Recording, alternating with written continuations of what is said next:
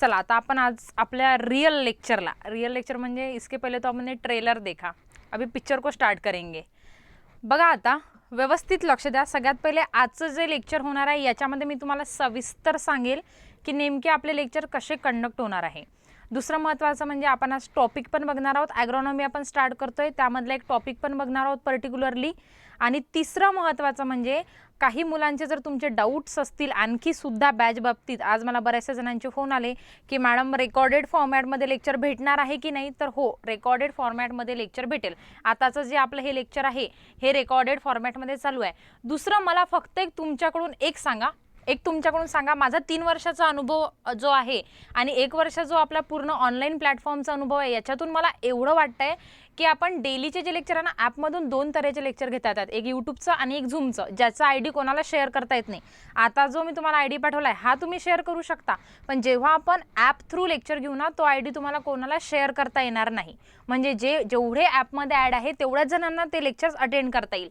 मग आता अशा वेळी मला असं वाटतंय, बघा आता जसं स्क्रीनवरती सगळ्यांनी एकदा प्लीज व्हिडिओ ऑन करा, 2 मिनिट बघू द्या तुमचे सुंदरशे गोरेशे काळे काळे चेहरे। झोपेतून उठलं असेल कोणी चहा पित असेल, मी कॅमेरा बंद केला होता ना, मी चहा पित होती तेव्हा मी म्हटलं तुम्हाला वाटेल चहा प्यावं, तुम्ही आवाज द्याल आई थोडासा चहा ठेव बरं, मम्मी चहा कर बरं, म्हणून मी बंद केला होता।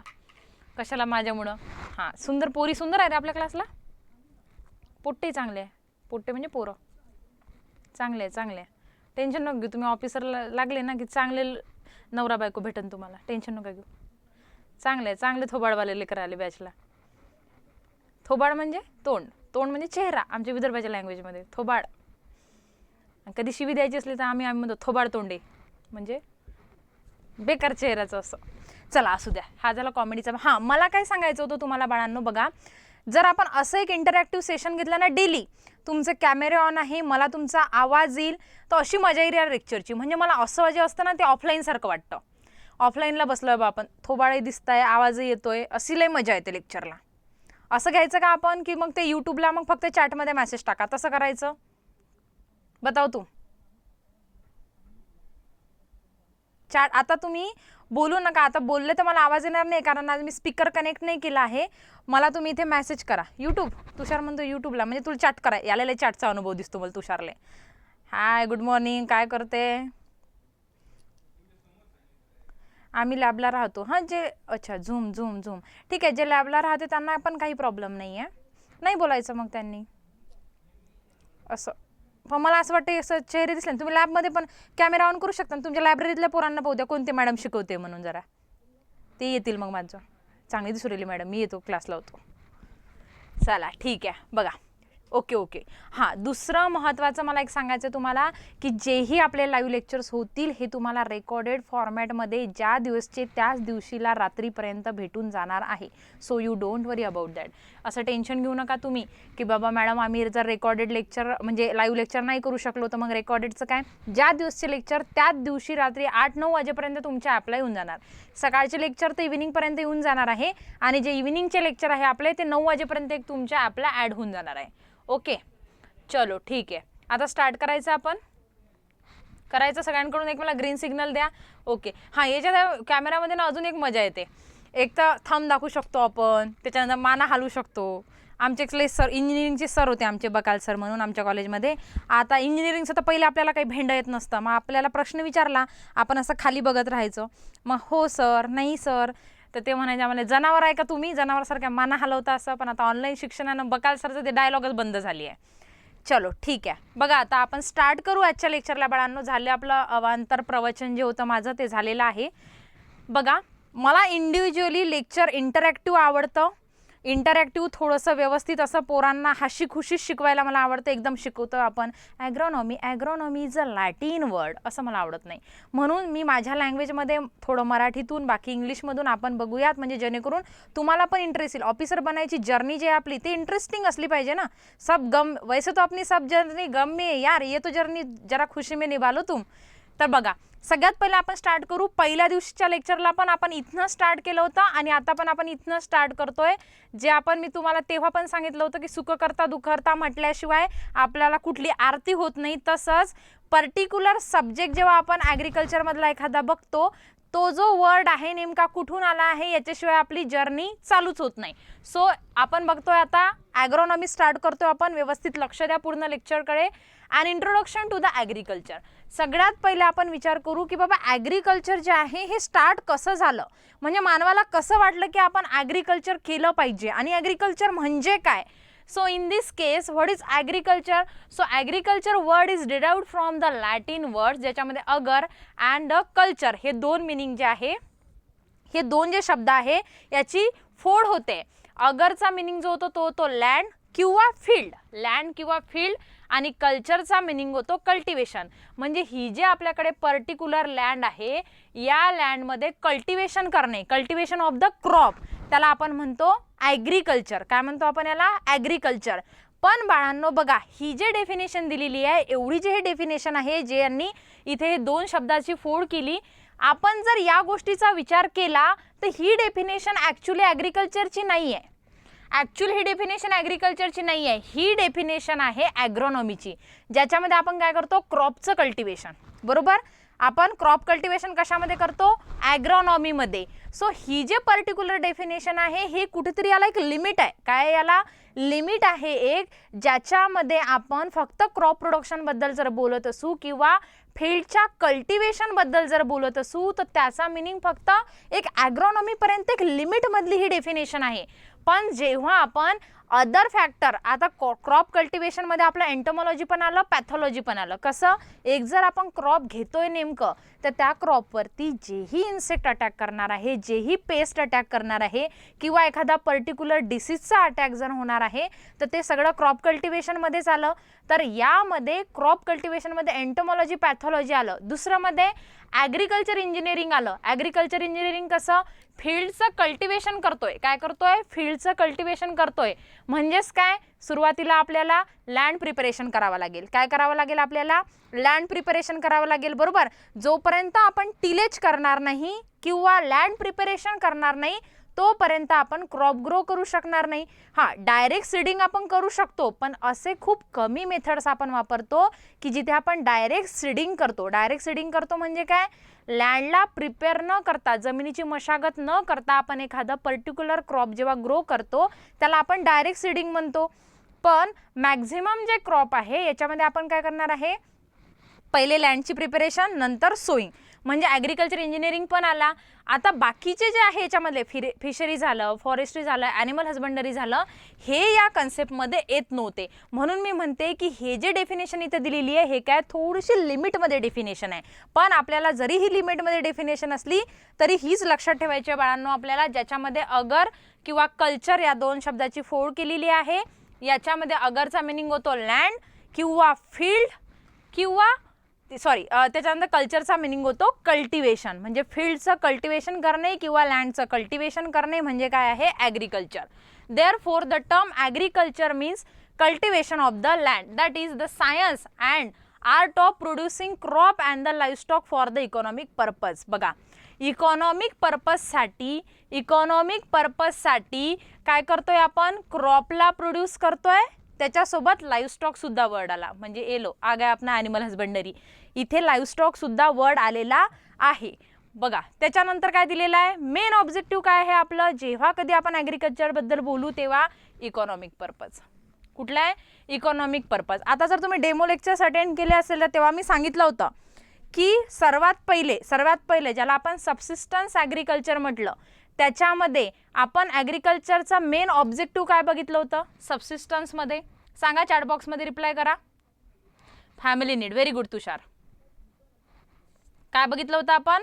फॅमिली नीडसाठी. त्याच्यामध्ये आपण इनपुट्स जे आहे हे पण कमी टाकत होतो आणि आउटपुट जे आहे हे काय होतं? आपल्याला कमीच भेटत होते. का? कारण ते आपल्या कशासाठी होते?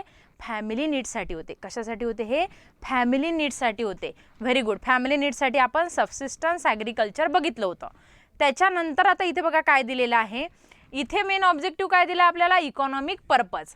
Agriculture is define in the agriculture act 1947. एक ॲग्रिकल्चर ॲक्ट आला होता 1947ला. त्याच्यामध्ये ॲग्रिकल्चरची डेफिनेशन बघा काय दिलेली आहे?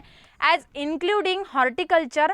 आता ॲग्रिकल्चरमध्ये 1947 पासून काय ॲड झालं? Horticulture, fruit growing, seed growing, dairy farming, livestock breeding, keeping, the use of land, grazing land, meadow land, त्याच्यानंतर osier land, market garden, nursery, त्याच्यानंतर use of land for the woodland, and next where that use ancillary for the farming of land for agriculture purpose. आता बघा नेमकं काय म्हणणं आहे.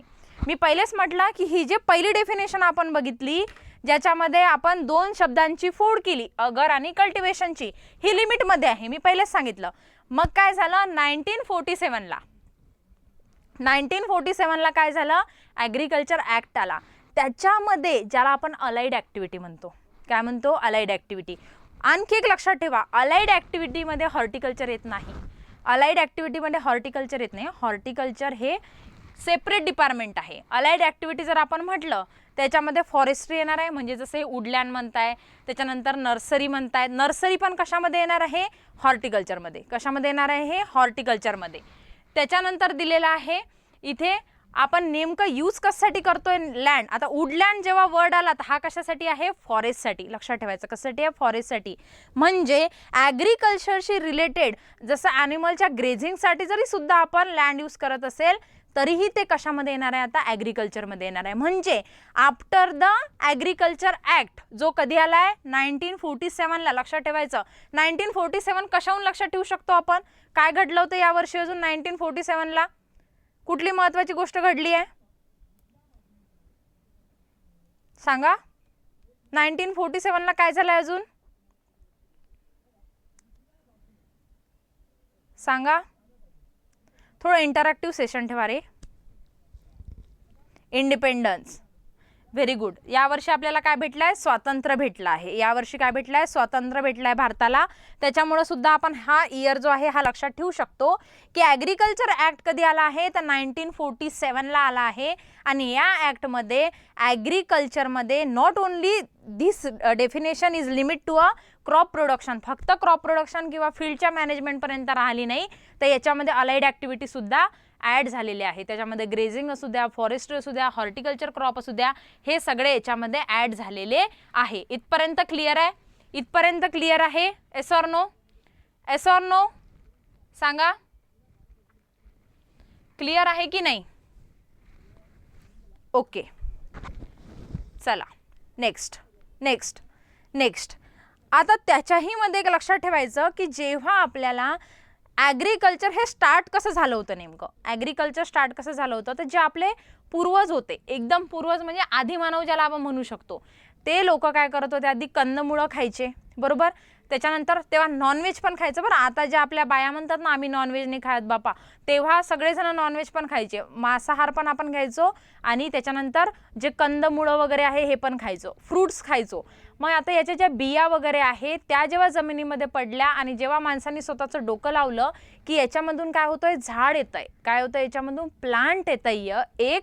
तर हे जे प्लांट डेव्हलप होत आहे या प्लांटमुळं काय होणार आहे, आपल्याला पुन्हा फ्रूट भेटणार आहे. आणि अशा तऱ्हेने आपण ॲग्रिकल्चर चालू केलं. म्हणजे आपल्याला पहिले माहिती नव्हतं की जे आपण खातोय नेमकं याच्यापासनं पुन्हा प्रोडक्शन आपल्याला भेटू शकतं. म्हणजे कशापासनं, सीडपासनं, ज्या आपण काय करतो फेकून देतो, ज्या सीड्स आपण फेकून देतो याच्यापासून आपल्याला पुन्हा उत्पादन भेटू शकतं. हे तेव्हा मानवाला माहीत झालं आणि नंतर त्यांनी क्रॉप कल्टिवेशनला सुरुवात केली. आता सगळ्यात पहिले जर आपण स्टार्ट करतोय तर लक्षात घ्यायचं आपल्याला, आणि ह्या सगळ्या गोष्टी इम्पॉर्टंट आहे. जो हा टेबल इथे दिसतोय तुम्हाला की याच्यामध्ये हिस्ट्री ऑफ ॲग्रिकल्चर, नेमकं ॲग्रिकल्चर स्टार्ट कसं झालं, हिस्ट्री ऑफ ॲग्रिकल्चरमध्ये आपल्याला बघायचं आहे. सगळ्यात पहिले बिफोर 10,000 BC.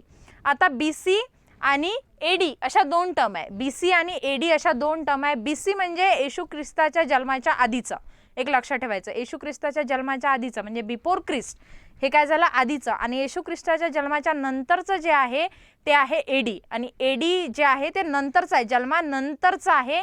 BC जे आहे हे जन्माच्या आधीचं आहे. म्हणजे जर येशू ख्रिस्त आजच्या दिवशी जन्मलाय तर हे जर दिलाय 10,000 BC म्हणजे त्याच्या जन्माच्या 10,000 वर्षा आधीची ही गोष्ट आहे. यस, ॲनो डॉमिनी, व्हेरी गुड विकास. हां, आता ह्याच्यात बरेचसे जण काय करतात, आफ्टर डेथ, बरेचसे जण काय करतात, इथे BC आहे, BC म्हणजे जे तुम्ही BC यूज करतात ते वाला हे BC नाही आहे, हे काय बिफोर ख्रिस्ट आहे. आणि हे जे आहे ॲनो डॉमिनी याच्यामध्ये भरपूर जण काय करतात, भरपूर जण काय करतात त्याच्यामध्ये आफ्टर डेथ, एडी म्हणजे आफ्टर डेथ असं नाही आहे, आफ्टर डेथ नाही आहे, हे जन्माच्या नंतर नेक्स्ट डे पासनं लगेच येशू ख्रिस्ताचा ज्या दिवशी जन्म झाला त्याच्या नेक्स्ट डे पासनं आपण चालू केलं एडी. ठीक आहे, तर एडीचा लॉंग फॉर्म येतं बघा चॅटबॉक्समध्ये यांनी दिलेला पण आहे ॲनो डॉमिनी, त्याला ॲनो डॉमिनीस म्हणतात. Very good. बघा आता याच्यामध्ये दिलं काय, सगळ्यात पहिले बिफोर 10,000 BC, बिफोर 10,000 BC मध्ये काय झालं होतं, मानवानी हंटिंग आणि गॅदरिंग चालू केलं. हंटिंग म्हणजे काय, हा जंगलामध्ये फिरत होता. काय करत होता, हंटिंग करणे म्हणजे काय रे, शिकार करणे. काय करणे, शिकार करणे, जंगलामध्ये फिरून शिकार करत होता. आणि दुसरं महत्त्वाचं गॅदरिंग चालू केलं. गॅदरिंग म्हणजे काय, मानवांचं पण गॅदरिंग झालं, म्हणजे एकमेकाला मानव ज्या आता जसं आपण ॲग्रीवाले म्हटलं किंवा एका कॉलेजचे म्हटलं, एका डिस्ट्रिक्टचे म्हटलं की बरोबर भेटल्यावर एकत्र होतं, म्हणजे काय होतं, गॅदरिंग होतं. सो हे गॅदरिंग इथे मानवाने चालू केलं, किंवा कुठल्या पर्टिक्युलर मटेरियलचं असू द्या, हे गॅदरिंग इथे चालू झालेलं आहे. कधी, 10,000 BCच्या आधी, म्हणजे तेव्हा 10,000 BCला बिफोर. त्याच्यानंतर दिलेलं आहे 7500 BCला काय झालं, cultivation of wheat and barley. And this is important. सगळ्यात पहिले कोणाचं कल्टिवेशन झालं, व्हीट आणि बार्लीचं. हे इम्पॉर्टंट आहे. सगळ्यात पहिले कशाचं कल्टिवेशन झालं आहे, व्हीट आणि बार्लीचं कल्टिवेशन सगळ्यात पहिले झालेलं आहे. नेक्स्ट दिलेलं आहे 4400 BCला काय झालं, मेज कल्टिवेशन स्टार्टेड. हे पण कुठं, मेक्सिकोला. कुठे झालं, मेक्सिकोला. आता तेव्हा जे आहे तेव्हा देश वगैरे एवढे नव्हते, सगळं आपण एक जग जे आहे आता ज्याला नावं पडलेले आहे, तेव्हा एवढं डिस्ट्रीब्यूट झालेलं नव्हतं.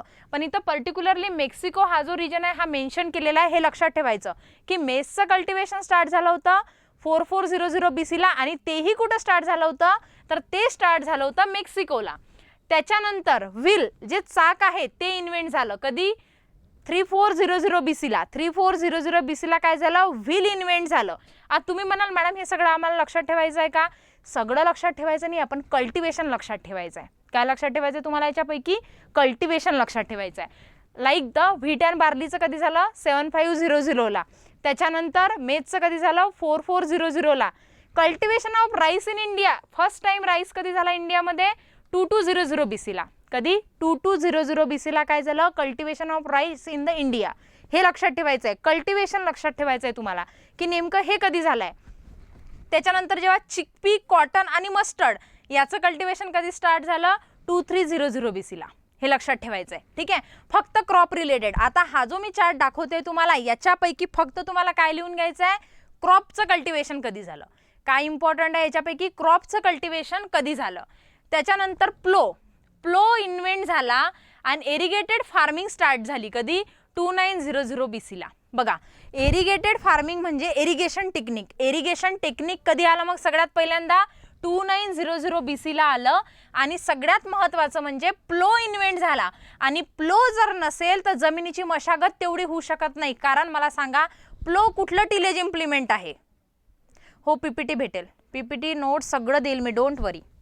तुम्हाला लिहायला पण लावेल, तुमच्या स्वतःच्या पण नोट्स बनेल अशा. म्हणजे जेव्हा तुम्ही अधिकारी व्हाल ना, तुषार एकदम तालुका कृषी अधिकारी झाला बाबा तुषार, तर तुझ्या नोट्स लय फेमस राहतील.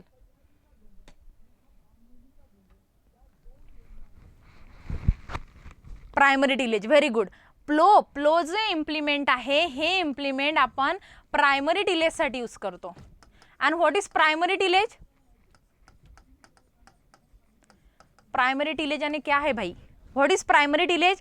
प्रायमरी टिलेजमध्ये आपण काय करतो, जमिनीची जास्त डेप्थपर्यंतची मशागत करतो. एक लक्षात ठेवा, आपण बघणार आहोत टिलेज डिटेलमध्ये, पण एक लक्षात ठेवा, जे प्रायमरी टिलेज आहे याच्यामध्ये आपण जास्त डेप्थला काय करतो, जे काही जमिनीची मशागत आहे हे करतो. ठीक आहे, बाकी सेकंडरी टिलेजला असू द्या, इंटर कल्टिवेशन ऑपरेशनला असू द्या, हे जे बाकी टिलेज आहे याच्यामध्ये आपण शालो डेप्थला करतो, पण डीप डेप्थला कधी करतो आपण, प्रायमरी टिलेजमध्ये. आणि याच्यासाठी ऑल प्लो, जेवढेही प्रकारचे प्लो आहे हे सगळे येतात प्रायमरी टिलेजमध्ये. कशामध्ये येतात, प्रायमरी टिलेज ऑपरेशनमध्ये येतात सगळे प्लो. सो हा जो प्लो आहे हा कधी इन्व्हेंट झाला रे, हा झाला 2900 BCला. हे एक महत्त्वाचं तुम्हाला लक्षात ठेवायचं आहे. आणि तेव्हाच प्लो सोबतच काय लक्षात ठेवायचं आहे, एरिगेशन चालू झालं, एरिगेटेड फार्मिंग सुद्धा चालू झालेलं आहे. त्याच्यानंतर दिलेलं आहे 300 BC ला काय झालं आहे, bronze use for making tools and the implement. आता जे टूल्स आणि इम्प्लिमेंट बनताय आपले ॲज रिलेटेड टू द ॲग्रिकल्चरचे जे टूल्स आणि इम्प्लिमेंट बनत आहे याच्यासाठी ब्रॉन्झ हे मेटल यूज करण्यात आलं. कधी, 3000 BC ला. त्याच्यानंतर महत्त्वाचं आहे 1500 BC ला, 1500 BC ला काय झालं, बार्ली शुगर केनचं कल्टिवेशन झालं. कधी 1500 BC ला बार्ली अँड द शुगर केनचं इंडियामध्ये. कुठे, इंडियामध्ये. आणि इरिगेशन फ्रॉम वेल स्टार्टेड. बघा इथे इरिगेशन कशापासून स्टार्ट झालं, विहिरीपासनं, ज्याला आपण विहीर म्हणतो किंवा वेल म्हणतो, याच्यापासून स्टार्ट झालं इरिगेशन. म्हणजे 2 पॉईंट आपल्याला क्लिअर झाले आता. कुठले, जे विहिरीपासून आपण इरिगेशन देतो, जे विहिरीचं पाणी आपण शेताला देतोय किंवा वेल इरिगेशन ज्याला आपण म्हणू, हे कधी स्टार्ट झालं, 1500 BC ला. आणि जेव्हा इरिगेटेड फार्मिंग बद्दल आपण बोललो तर हे कधी स्टार्ट झालं रे, 2900 BC ला. कधी स्टार्ट झालं हे, 2900 BC ला हे स्टार्ट झालं. हे 2 पॉईंट इथे क्लिअर झाले.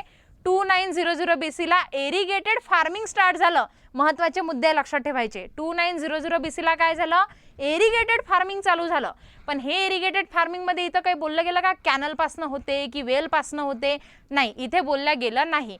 त्याच्यानंतर इथे आला आपण 1500 BC ला किंवा 1500 BC आपण याला म्हणू. याच्यामध्ये बार्ले अँड द शुगर केनचं कल्टिवेशन स्टार्टेड झालं इंडियामध्ये. महत्त्वाचं आणखी, इरिगेशन जे आपण करतोय फील्डवरती हे कशापासून चालू झालं, हे वेलपासनं, जे विहिरीपासनं आपण इरिगेशन देतो ते स्टार्ट झालं आहे 1500 BC ला. ओके, नेक्स्ट आहे use of the iron. First time use of the iron कधी झालं, 1400 BC ला. हे एवढं इम्पॉर्टंट नाही आहे, जे इम्पॉर्टंट नाही आहे ते पण मी तुम्हाला सांगते.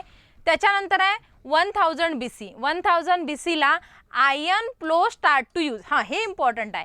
1000 BC ला आपण काय केलं, आयर्न फ्लो यूज केला. काय यूज केला आपण, आयर्न फ्लो यूज केला. फर्स्ट टाइम फ्लो कधी यूज केला आपण, 2900 ला. कधी झाला इन्व्हेंटेड, 2900 ला. आणि आयर्न फ्लो कधी यूज केला, 1000 BC ला. त्याच्यानंतर दिलेला आहे 15th century cultivation of sweet orange, sour orange, wild brinjal, pomegranate. बघा 15व्या सेंचुरीला किंवा 15th सेंचुरीला आपण ज्याला म्हणू, ज्याला आपण 1500 काय म्हणणार आहोत, 1500 असं लक्षात ठेवायचं, 1500. 15th सेंचुरीला काय झालं, स्वीट ऑरेंजचं, सोअर ऑरेंजचं आणि वाईल्ड ब्रिंजल, त्याच्यासोबतच पोमोग्रेनेट. म्हणजे आता हे लक्षात आलं आहे का तुमच्या. बघा आपण पहिले पण ॲग्रिकल्चरच्या डेफिनेशनमध्ये हॉर्टिकल्चर सुरुवातीला घेतलं नव्हतं, नंतर ॲक्ट आल्यानंतर आपण त्याच्यामध्ये हॉर्टिकल्चर इन्क्लूड केलं. सो इथे पण आपण जेव्हा कल्टिवेशन घेत होतो तेव्हा सगळ्यात पहिले फील्ड क्रॉपचं कल्टिवेशन घेतलं. लक्षात आलं का. हे सगळ्यात पहिले जे आहे व्हीट अँड बार्ले, त्याच्यानंतर इथे पण शुगर केन, इथे पुन्हा बार्ले इन द इंडिया, या क्रॉपचे म्हणजे फील्ड क्रॉप, ज्याला आपण काय म्हणतो फील्ड क्रॉपचे आपण काय घेतलं, पहिले कल्टिवेशन घेतलं. आणि नंतर जे फ्रूट्स आणि व्हेजिटेबल आहे याचं कल्टिवेशन आपण स्टार्ट केलेलं आहे in the 15th century. Next one is the 20th सेंचुरीला आपण फर्टिलायझर आणि पेस्टिसाइड आणल्या ॲग्रिकल्चरमध्ये. काय आणल्या, फर्टिलायझर आणि पेस्टिसाइड, ज्या थोड्याशा हानिकारकच आहे. ठीक आहे, हे आणल्या आपण 20th सेंचुरीला. नंतर 18th सेंचुरी जे आहे, 18th सेंचुरीला आपण लाईव्हस्टॉक फार्मिंग चालू केलं. काय केलं आपण, लाईव्हस्टॉक फार्मिंग चालू केलं 18th सेंचुरीला.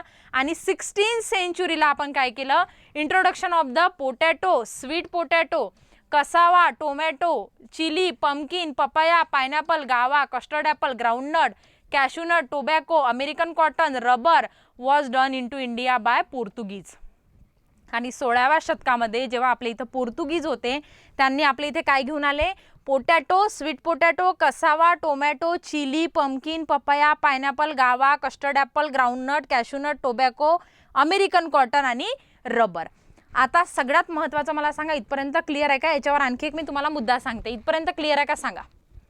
एक तर समजलंय ना. बघा मी नेहमी सांगते तुम्हाला, मी काय लक्षात ठेवायचं हे पण सांगेल, काय नाही लक्षात ठेवायचं हे पण सांगेल. जसं आपण एखादा पिक्चर बघतो, पिक्चरमध्ये आपण कोणता पिक्चर घ्याय, आपण पिक्चर बघताना पिक्चरमधला सगळं लक्षात ठेवतो. पण एखादा सीन जर आपल्याला फेवरेट असेल तो जास्त लक्षात ठेवतात. आता पोरं जे आहे, पोरं जास्त फायटिंगवाले सीन लक्षात ठेवतात, याने याला असा धुतला, त्यांनी असा मारला, हे लक्षात ठेवतात. आणि पुरी हिरोईनचा ड्रेस, हिरोईनचं मेकअप, तिची साडी असं लक्षात ठेवतात. तर हो करते ना प्रमोद, अरे जरा धीर धर रे भाऊ, थोडंसं थंड घे ना थोडं.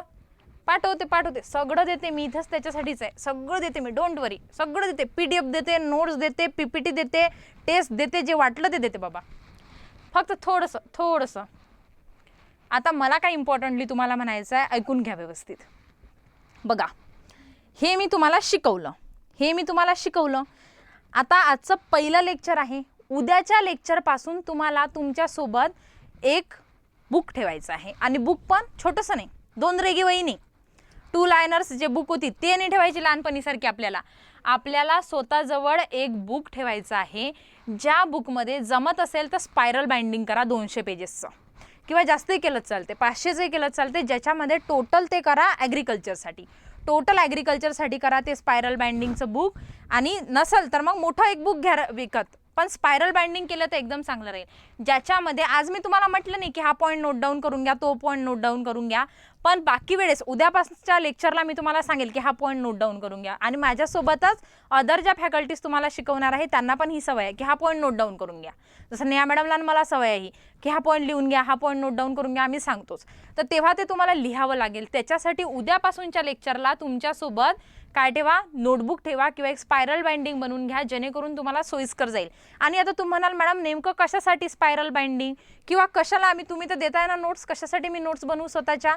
तर कशासाठी बनवायच्या नोट्स बघा, जेव्हा कधी एक्झाम येईल, आता तर आपण रेफरन्स बुक यूज करणार आहे, प्लस मी जे शिकवणार आहे ते तुम्ही वाचणार आहे, पण जेव्हा एक्झाम येईल आणि एक्झामला 1 महिना बाकी आहे ना, तेव्हा तुम्हाला फक्त आणि फक्त तुम्ही लिहिलेली नोट्स वाचायची आहे. आणि याचा एवढा जबरदस्त फायदा होतो, आता मी एक्सप्लेन करू शकत नाही.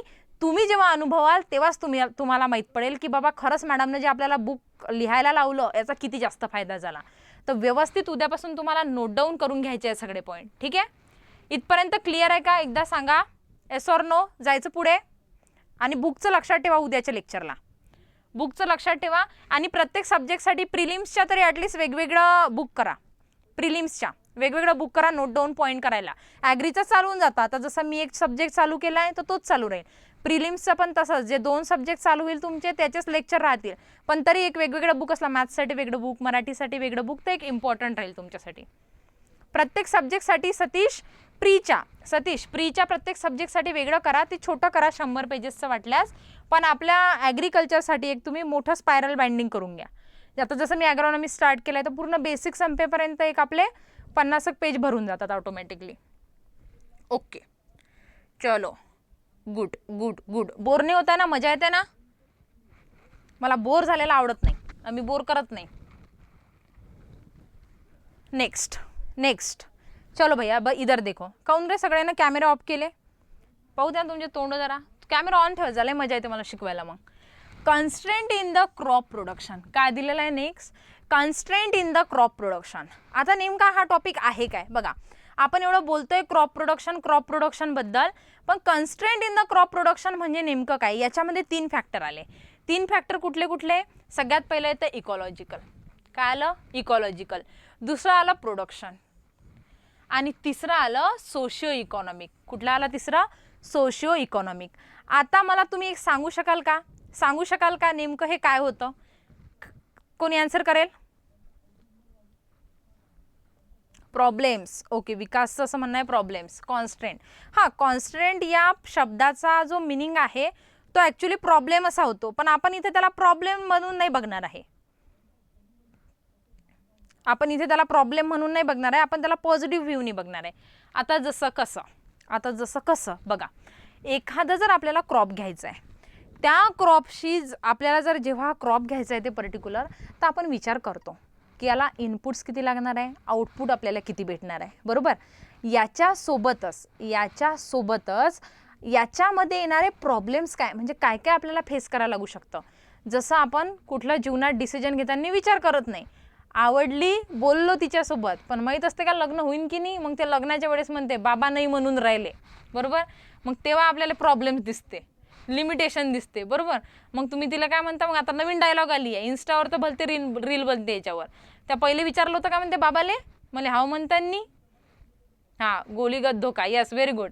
तर पहिले विचारलं होतं काय म्हणते बाबाले, मला हाव म्हणताना. तेव्हा तर मोठी आली ती म्हणते हाव आपण पिझ्झा खायला जाऊ, कॉफी प्यायला जाऊ. तसंच इथे काय लक्षात ठेवायचं आहे तुम्हाला, इथे लक्षात ठेवायचं आहे की एखाद्या वेळी जेव्हा आपण पर्टिक्युलर क्रॉपचं ग्रोईंग करतो तर त्याच्याबद्दलचा चारही दिशेने विचार करायचा, चारही दिशेने विचार करायचा. लाईक तर हे आहे constant in the crop production. सगळ्यात पहिले इकॉलॉजिकलमध्ये काय आलं, वेदर. काय आलं, वेदर. सगळ्यात पहिले आलं वेदर, पोल्युशन अँड डिसर्टिफिकेशन. आता याच्यामध्ये बघा, जे काही वेदर आणि पोल्युशन आहे याच्याबद्दल जास्त एक्सप्लेन करायची गरज नाही आहे, कारण त्या क्रॉपला पर्टिक्युलर वेदर कसं लागणार आहे, किंवा त्या क्रॉपला पोल्युशन अफेक्ट करणार नाही का, किंवा या क्रॉपपासून पोल्युशन तर होणार नाही ना. हा झाले हे दोन कन्सेप्ट. हे दोन कन्सेप्ट झाले पहिले, ज्याच्यामध्ये आलं वेदर आणि पोल्युशन. या वेदरमध्ये त्या पर्टिक्युलर क्रॉपला वेदरिंगमध्ये पण म्हणजे टेम्परेचर किती लागतं आहे, मिनिमम टेम्परेचर किती, मॅक्झिमम टेम्परेचर किती, ज्याला आपण क्लायमेट म्हणू, प्रेसिपिटेशन किती लागणार आहे, हे सगळं कशामध्ये आलं, या वेदरमध्ये. कशामध्ये आलं, या वेदरमध्ये आलं आहे. ठीक आहे. त्याच्यानंतर ह्युमिडिटी वगैरे सगळं ॲटमॉस्फिअरिक ऑल द कंडिशन, ॲटमॉस्फिअरिक जेवढ्याही कंडिशन आहे ह्या कशामध्ये आल्या, या वेदरमध्ये आल्या. कशामध्ये आल्या, या वेदरमध्ये आल्या. Next important is the pollution. Next important काय आहे, पोल्युशन. आता हे जेव्हा आपण एखादं क्रॉप घेतोय, या क्रॉप एक तर पोल्युशन याला अफेक्ट करेल, किंवा पोल्युशन हे जे पर्टिक्युलर क्रॉप आहे हे पोल्युशन फैलवेल. या दोनपैकी ते एक हे काही करत नाही आहे ना, हा एक विचार करायचा आपल्याला. तिसरं महत्त्वाचं गोष्ट, डिसर्टिफिकेशन. व्हॉट इज डिसर्टिफिकेशन सांगा. डिसर्टिफिकेशन म्हणजे काय होते, हां, factors affecting crop production. Very good. Desertification म्हणजे काय होते,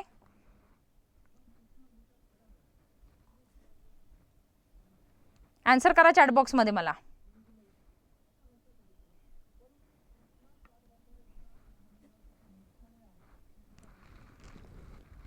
डिसर्टिफिकेशन म्हणजे जेव्हा फर्टाईल लँड, आता फर्टाईल लँड म्हणजे काय समजून घ्या.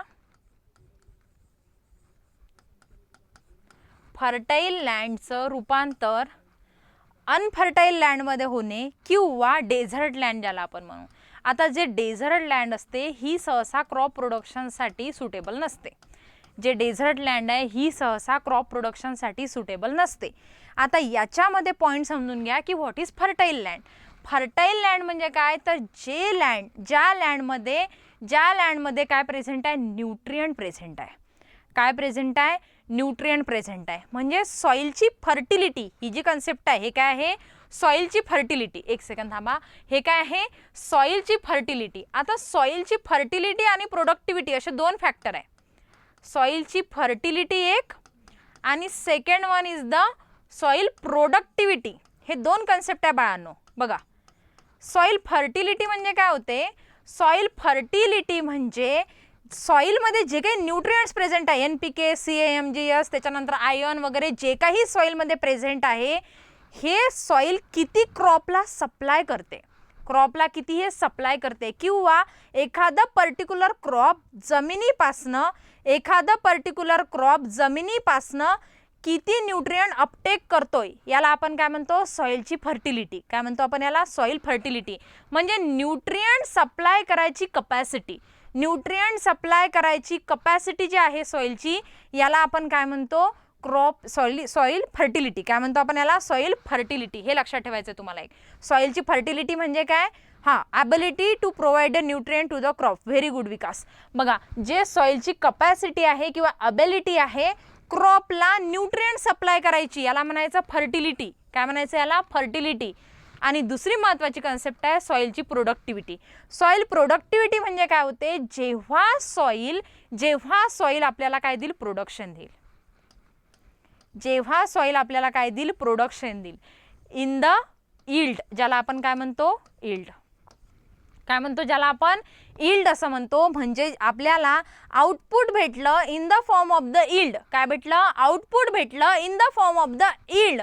त्याला आपण म्हणायचं आहे क्रॉप सॉइलची प्रोडक्टिव्हिटी. म्हणजे सॉइलने आपल्याला काय दिलं, प्रोडक्ट दिला. काय दिला, प्रोडक्ट दिला. प्रोडक्ट मीन्स व्हॉट, आपल्याला जे हार्वेस्टिंग नंतर यील्ड भेटणार आहे, आउटपुट भेटणार आहे, त्याला आपल्याला म्हणायचं आहे, काय म्हणायचं आहे, प्रोडक्ट. काय म्हणायचं आहे, प्रोडक्ट.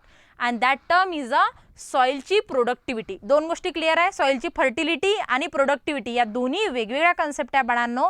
फर्टिलिटी आलं की लक्षात ठेवायचं न्यूट्रिएंट्स, सॉइल क्रॉपला किती न्यूट्रिएंट सप्लाय करते किंवा क्रॉप त्या पर्टिक्युलर सॉइलपासनं किती न्यूट्रिएंट अपटेक करतोय आहे, याला म्हणायचं आहे सॉइलची फर्टिलिटी. आणि सॉइलची प्रोडक्टिव्हिटी हे वेगळी कन्सेप्ट आहे. फक्त प्रोडक्टिव्हिटीमध्ये फर्टिलिटी मॅटर करेल का? Yes or no?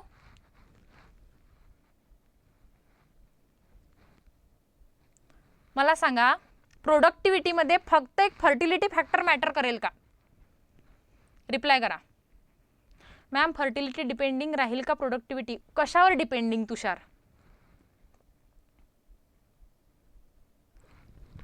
कशावर डिपेंडिंग?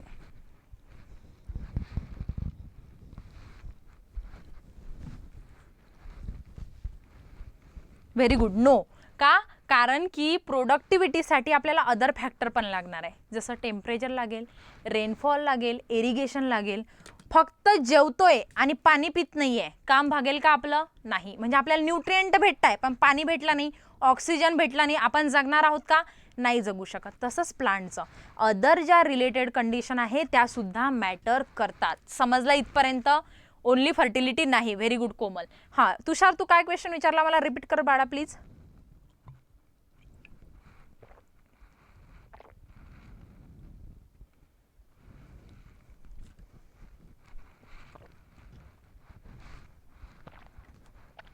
रिपीट कर प्लीज.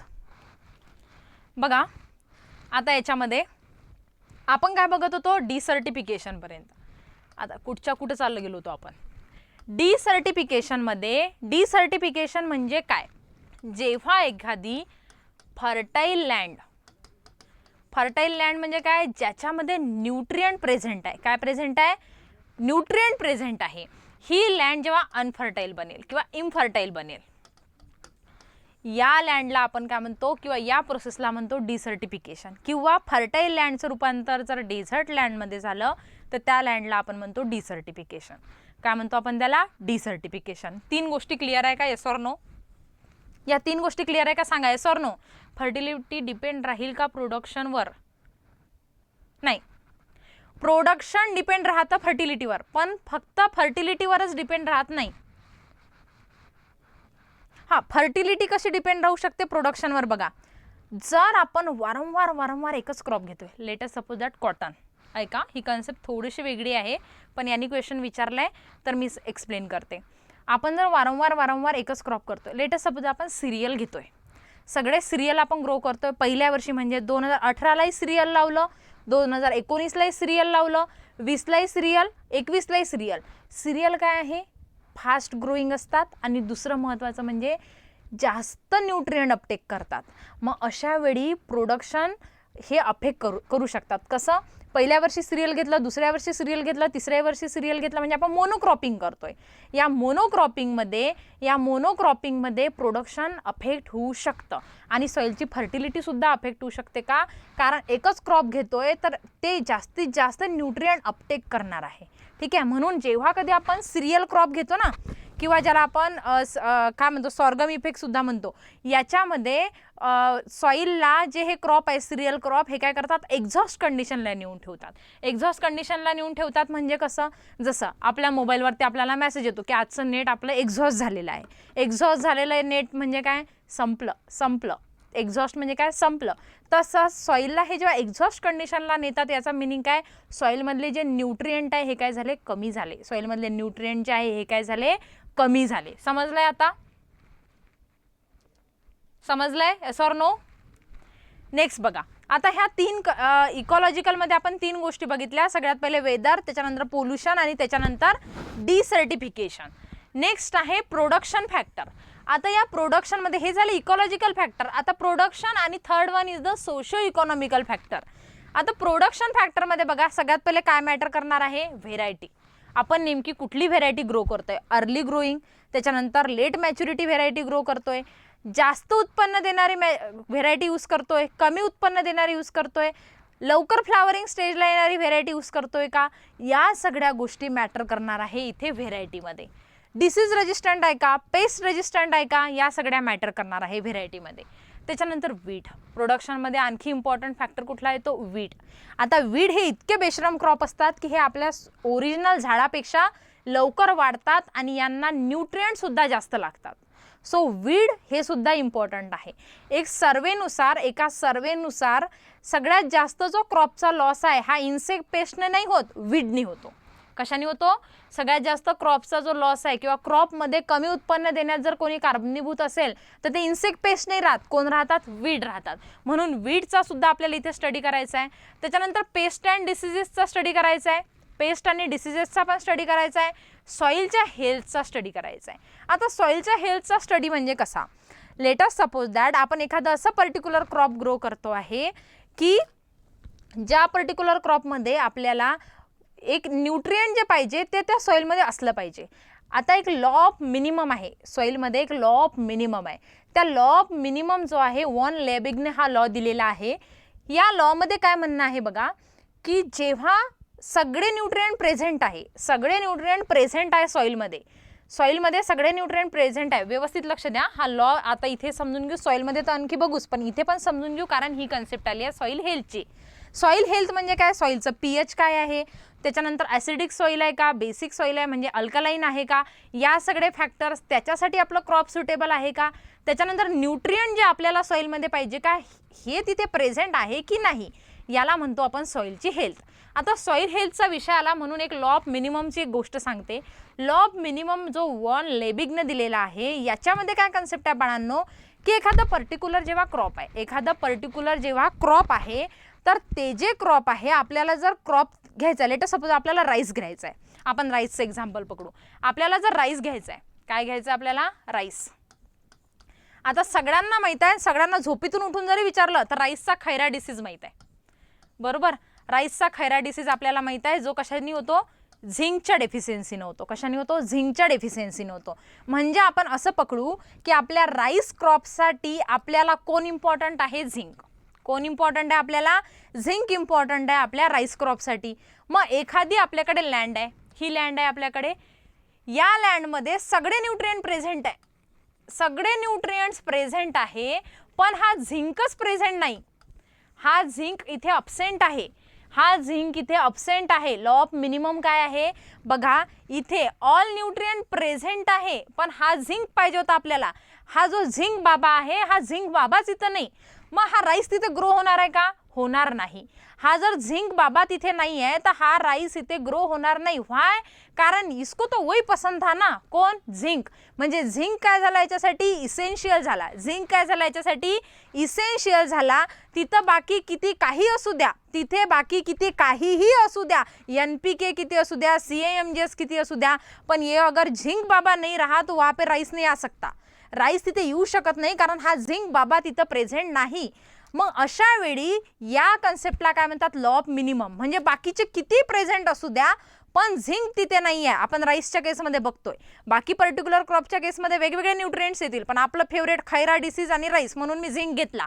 इथे आपल्याला बाकी कोणीही प्रेझेंट असू द्या पण जर झिंक बाबा तिथे नाही आहे तर आपलं राईस तिथे ग्रो करणार नाही. म्हणजे हा काय झाला?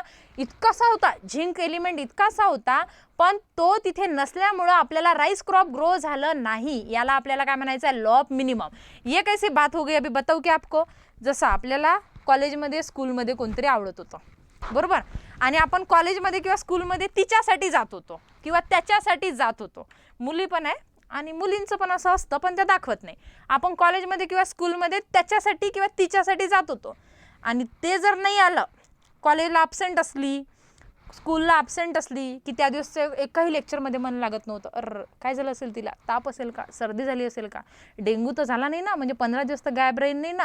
म्हणजे बाकी क्लासमध्ये किती सुंदर पोरी असू द्या मग बाकी, पण आपल्याला तीच पाहिजे होती, तिच्याचकडे बघायचं होतं. हे काय झालं? Law of minimum. हे काय झालं? Law of minimum. म्हणजे त्याच्यापेक्षा कितीही अप्सरा ऐश्वर्या राय असू द्या ना क्लासमध्ये, पण जर ती नसली आलेली तर आपलं मन नव्हतं लागत, बरोबर. अशा या केसला काय म्हणतो आपण? Law of minimum. समजलं का? याला काय म्हणायचं आहे? Law of minimum. किंवा आपला बेंच पार्टनर घ्या. आपला बेंच पार्टनर आपल्याला न सांगता जर कॉलेजमध्ये आला नाही तर मूड खराब आपलं, फोन लावून, का बे तुला सांगता नाही आला का? तू येऊन नव्हता राहिला, असं तसं. आम्ही त्याला शिवाय द्यायचो आमची मैत्रीण अब्सेंट असली की, येणं काऊन येऊन राहिली दुसऱ्या लेक्चरले, काही नाही होत ना, असं तसं. मग आम्ही बोलवून घ्यायचो. तर आपल्याला जर माहीत नसताना अब्सेंट राहिले तर किती मन दुखायचं. हा काय झाला लॉ ऑफ मिनिमम. बाकी एवढे फ्रेंड सर्कल आपला असू द्या, आपलं फेवरेट व्यक्ती जर आलं नाही तर आपलं मन दुखतं, आपल्याला त्या दिवशी करमत नाही. तसंच ह्या राईसला झिंग बाबाशिवाय करमत नाही असं लक्षात ठेवायचं. हा जो लॉ आहे हा आहे लॉ ऑफ मिनिमम. काय हा लॉ ऑफ मिनिमम. समजलं का रे.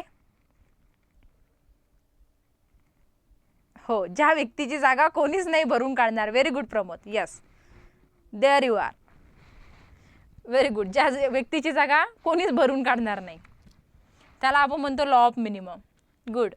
समजलं का. So this is the soil health. हे काय झालं, सॉईल हेल्थ झाली. म्हणजे बाबा मला जर राईस क्रॉप ग्रो करायचा आहे तर तिथे झिंक आहे की नाही आहे, बाकी सगळे न्यूट्रिएंट आहे की नाही, त्याचा पीएच बरोबर आहे. आता in the case of the rice आपल्याला पीएच पण कमी पाहिजे, मग पीएच व्यवस्थित आहे की नाही त्या सॉईलचा. हे सगळं काय झालं, राईस क्रॉपबद्दलचं सॉईलची हेल्थ काय झाली, ही राईस क्रॉपबद्दलची सॉईलची हेल्थ. जसं आपल्याला पण एखादं जर ऑपरेशन करायचं असेल, आपल्याला एखादं ऑपरेशन करायचं असेल तर आपल्याला डॉक्टर काय म्हणतात, जर आपल्याला शुगर बीपीचा त्रास असेल तर की पहिले तुमचं शुगर बीपी नॉर्मल होऊ द्या, म्हणजे तुमची नॉर्मल हेल्थ व्यवस्थित होऊ द्या पहिले, नंतर आपण पुढचं बघू. बरोबर. तसंच हे सॉईल हेल्थ. त्याच्यानंतर इम्पॉर्टंट आहे वॉटर. वॉटर आपल्याला जर पर्टिक्युलर क्रॉपसाठी वॉटरची नीड किती आहे. आता इथं यांनी एक फॅक्टर मॅटर केला पुअर क्वालिटीचा. पुअर क्वालिटीचा म्हणजे कसं तिथे वॉटर प्रेझेंट आहे, कमी याच्यामध्ये आहे, जास्त याच्यामध्ये आहे, किंवा त्या वॉटरची क्वालिटी. जसं आपण सॉईल हेल्थ कार्ड निघाला आहे, सॉईल हेल्थ कार्ड जसं निघाला आहे, किंवा आपण जसं सॉईल टेस्ट करतो तसं विहिरीतलं पाणीसुद्धा टेस्ट केलं जातं. तसंच विहिरीतलं पाणी टेस्ट म्हणजे पिऊन नाही बघितलं जात, त्याच्यात काय काय कंटेन आहे, क्षारयुक्त आहे का, कसं आहे, हे पाणी टेस्ट केलं जातं लॅबोरेटरीमध्ये. आणि त्याच्या रिपोर्ट नंतर आपल्याला माहिती पडतं की आपण हे पर्टिक्युलर क्रॉपसाठी यूज करायचं की नाही. जेव्हा जर आपल्याला एखादा कुठलाही नाबार्डचा प्रोजेक्ट करायचा आहे आपल्या शेतामध्ये, किंवा NHBचा प्रोजेक्ट करायचा आहे शेतामध्ये, तर या वेळेला NHB वाले जे लोक आपल्या इथं व्हिजिटला येतात त्यांना आपल्याला हे रिपोर्ट्स दाखवावे लागतात की आम्ही सॉईलचा रिपोर्ट काढलेला आहे, आम्ही वॉटरचा रिपोर्ट काढलेला आहे. NHBच्या केसमध्ये ते इम्पॉर्टंटली दाखवायचं असतात, कारण हॉर्टिकल्चर क्रॉप लॉंग लास्टिंगसाठी असतात, जास्त काळासाठी असतात, म्हणून आपल्याला ते दाखवणं एकदम गरजेचं असतं.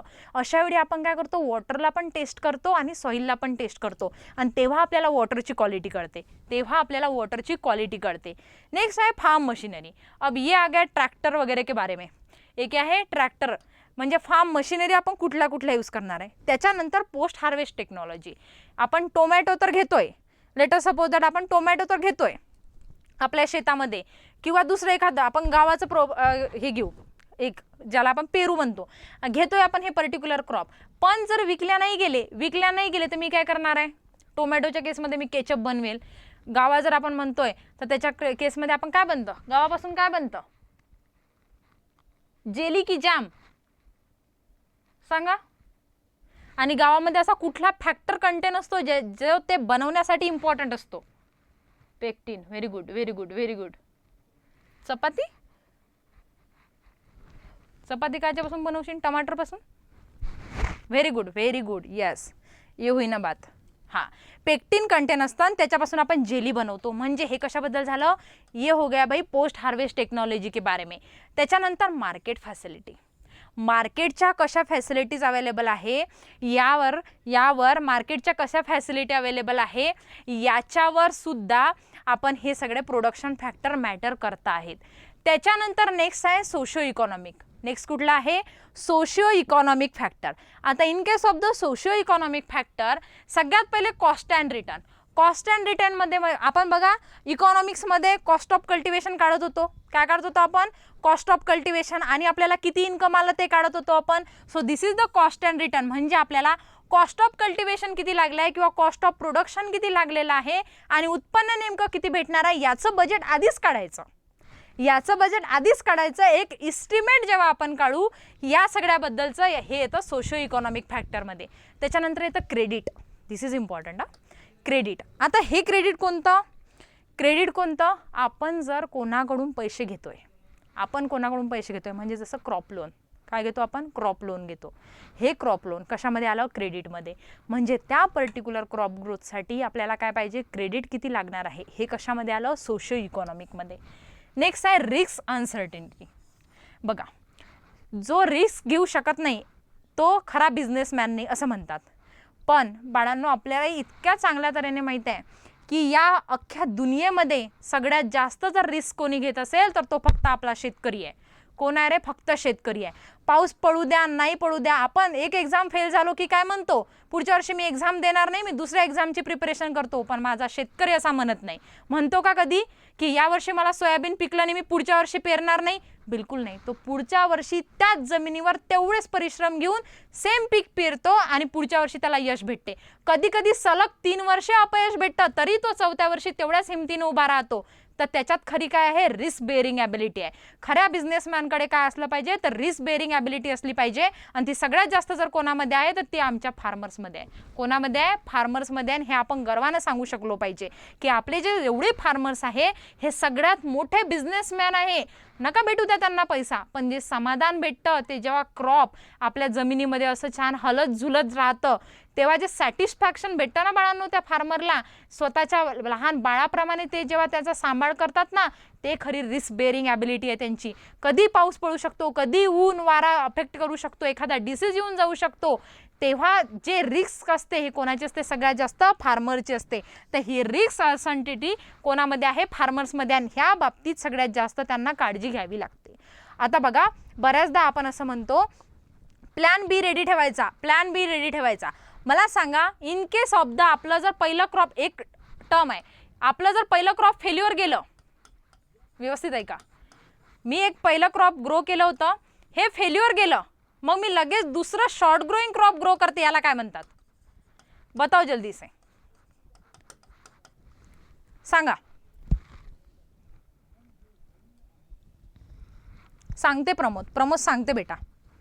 कॉस्ट ऑफ प्रोडक्शन म्हणजे काय आणि कॉस्ट ऑफ कल्टिवेशन म्हणजे काय? Catch crop. Very good. Catch crop. Augment crop नहीं म्हणत राज, ये गलती से भी मत करना, इसको ऑगुमेंट क्रॉप नहीं बोलते. ऑगुमेंट क्रॉप अलग है भाई. Catch crop. Very good. काय म्हणतात त्याला? Catch crop. Very good. Catch crop. बघा, कॅच क्रॉप म्हणजे कसं पोरांना सांगते. आता पोरी आम्ही पण क्रिकेट बघतो बरं का. आता एक बॅट्समन आहे, बॉलर आहे, बॉलरनी बॉल टाकला, आपण बॅटिंग केली. बॅटिंग करताना त्या बॅट्समनला पण माहित नाही आपली विकेट जाते, त्या बॉलरला पण माहित नाही विकेट जाते. ऐन वेळी एक फिल्डर आहे, त्यांनी कॅच पकडली.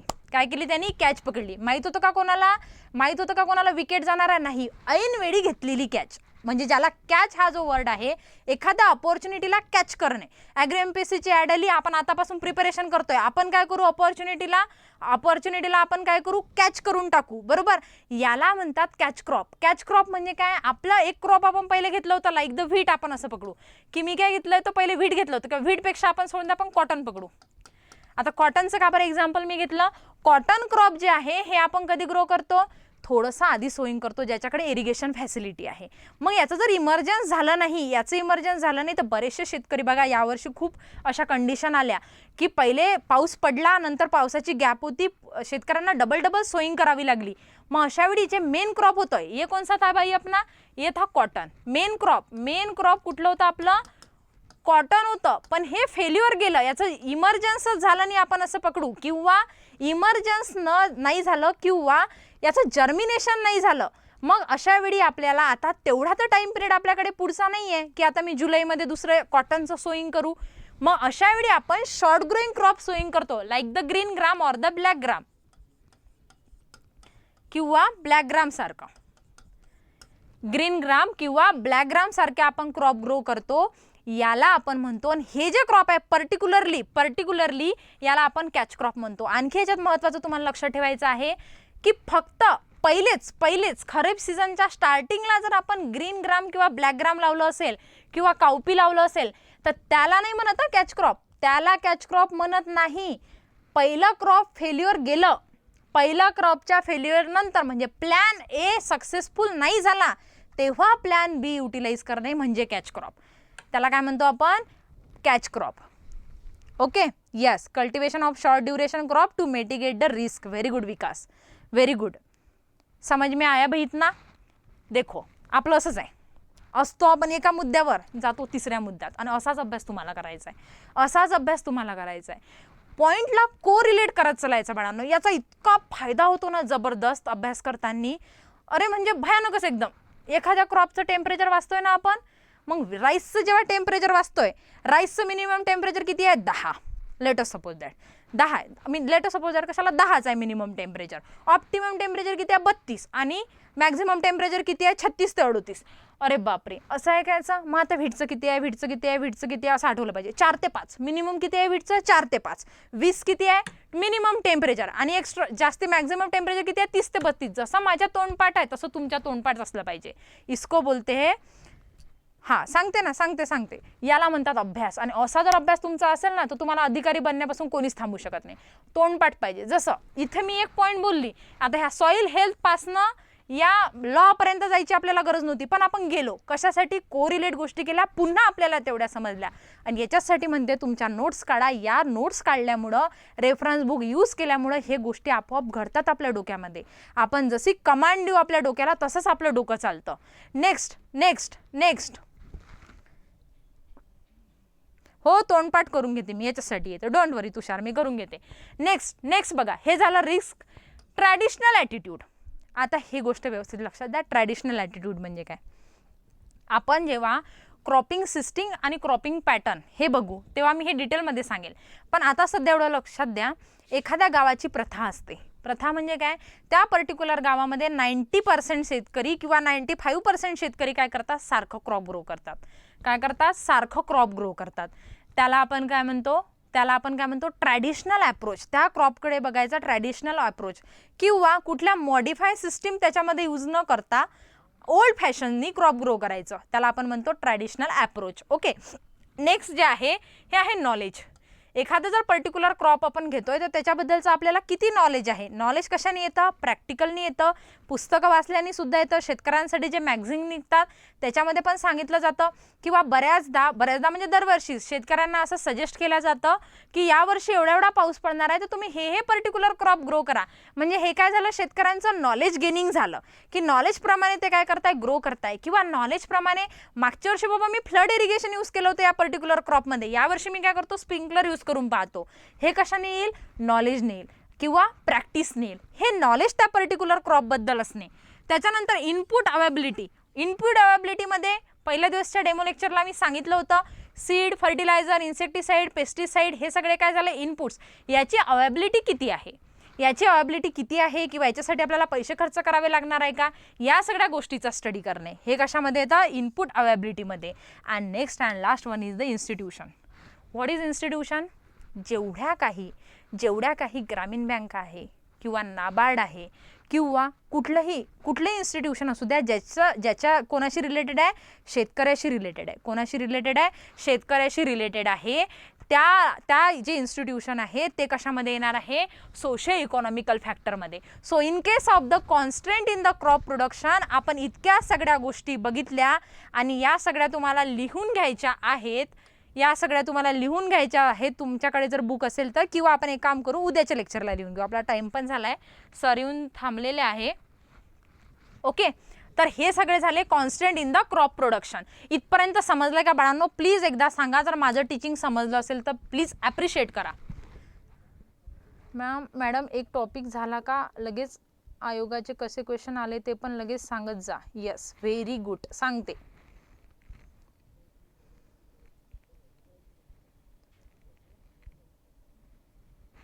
All clear.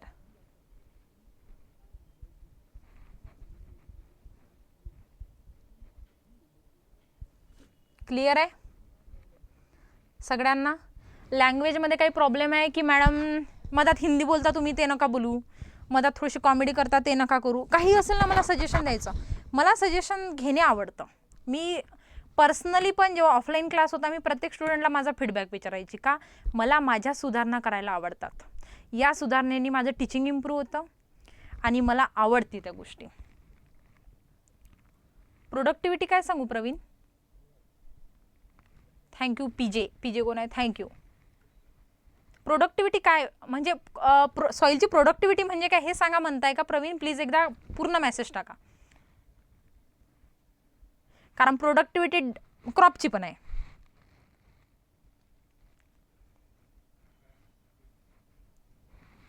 आपलं थोबाडच तसं आहे, फ्रेश आहे आपलं थोबाड, सगळ्यांना फ्रेश ठेवतो आपण.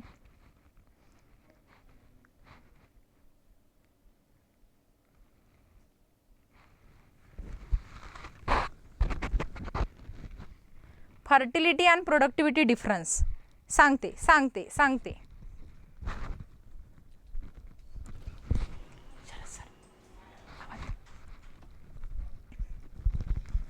प्रोडक्टिव्हिटी आणि फर्टिलिटीमध्ये काय डिफरन्स आहे देख लो बाई अभी, व्यवस्थित लक्ष द्या सगळ्यांना. आणि क्वेश्चन कसा येईल आता बघा. फर्टिलिटी जे आहे हे सॉईलमध्ये आपण डिटेलमध्ये बघू, प्रश्न कसा येते याच्यात पण बघू. सॉईलमध्ये जर नायट्रोजन इतकं KG आहे बाबा, लो आहे की हाय आहे की मीडियम आहे, असा एक प्रश्न येऊ शकतो. दुसरा म्हणजे प्रोडक्टिव्हिटीवर, क्रॉपच्या प्रोडक्टिव्हिटीवर प्रश्न येऊ शकतो. क्रॉपच्या प्रोडक्टिव्हिटीवर प्रश्न येऊ शकतो. ठीक आहे. आता नेमके कसे प्रश्न विचारले जाणार आहे तुषार आपण हे उद्याच्या लेक्चरला घेऊ, कारण शरद सर आलेले आहे. शरद सर मला ओरडत आहे की मॅडम संपवा लवकर, मलाही घ्यायचं आहे ॲग्रीचं लेक्चर. लय त्यांना खूप आवडतं ॲग्रीच्या पोरांना शिकवायला. ठीक आहे तुषार, उद्याच्या लेक्चरला बघू आपण. चलो ठीक आहे. तुम्हाला माझं सर्व व्यवस्थित समजलं आहे का? एकदा प्लीज फीडबॅक द्या. काही चेंजेस पाहिजे असेल तर सांगा. फास्ट झालं किंवा स्लो बोलू किंवा लँग्वेज नाही समजली, थोडंसं विदर्भचं टोनिंग आहे ना, थोडंसं काय हळूहळू तुम्हाला एकदा सवय झाली ना विदर्भाची, मी पुरं विदर्भातच शिकवतो मग. ओके चलो ठीक आहे. आणि उद्यापासून थोबाड चांगले करून बसा, म्हणजे तुमचे तोंड पण मला दिसन. ॲग्रॉनॉमीसाठी रेड्डी अँड रेड्डीचं प्रिन्सिपल ऑफ ॲग्रॉनॉमी सतीश सांगते मी, ते तुमच्याकडून रेफर पण करून घेते. चलो ओके तुषार चालेल. ठीक आहे चला, आता नेक्स्ट लेक्चर शरद सरांचं आहे, ते अटेंड करा. इंग्लिश आणि मराठी आणि हिंदी तिन्ही लँग्वेजमध्ये सरांचं लेक्चर आहे.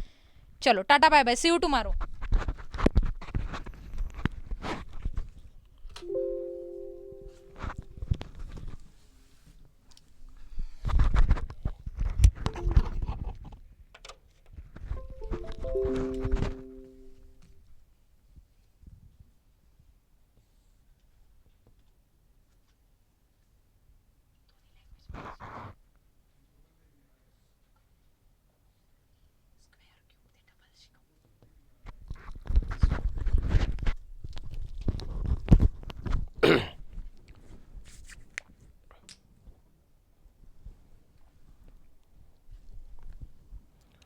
चला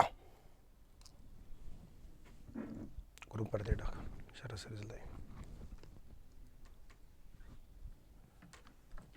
चला सर्वांना good evening good evening good evening good evening good evening.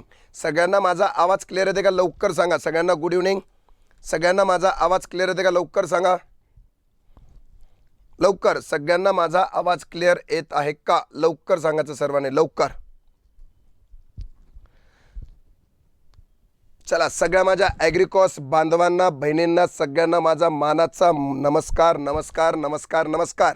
तुम्हाला सगळ्यांना माहिती आहे जसं आपण डेमोमध्ये शिकलो, माझं नाव शरद जाधव.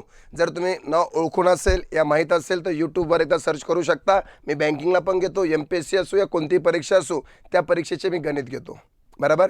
आणि गणित असा विषय की लोकांना जो अवघड वाटतो तोच मी सगळ्यात सोप्या पद्धतीने तुम्हाला करून देतो.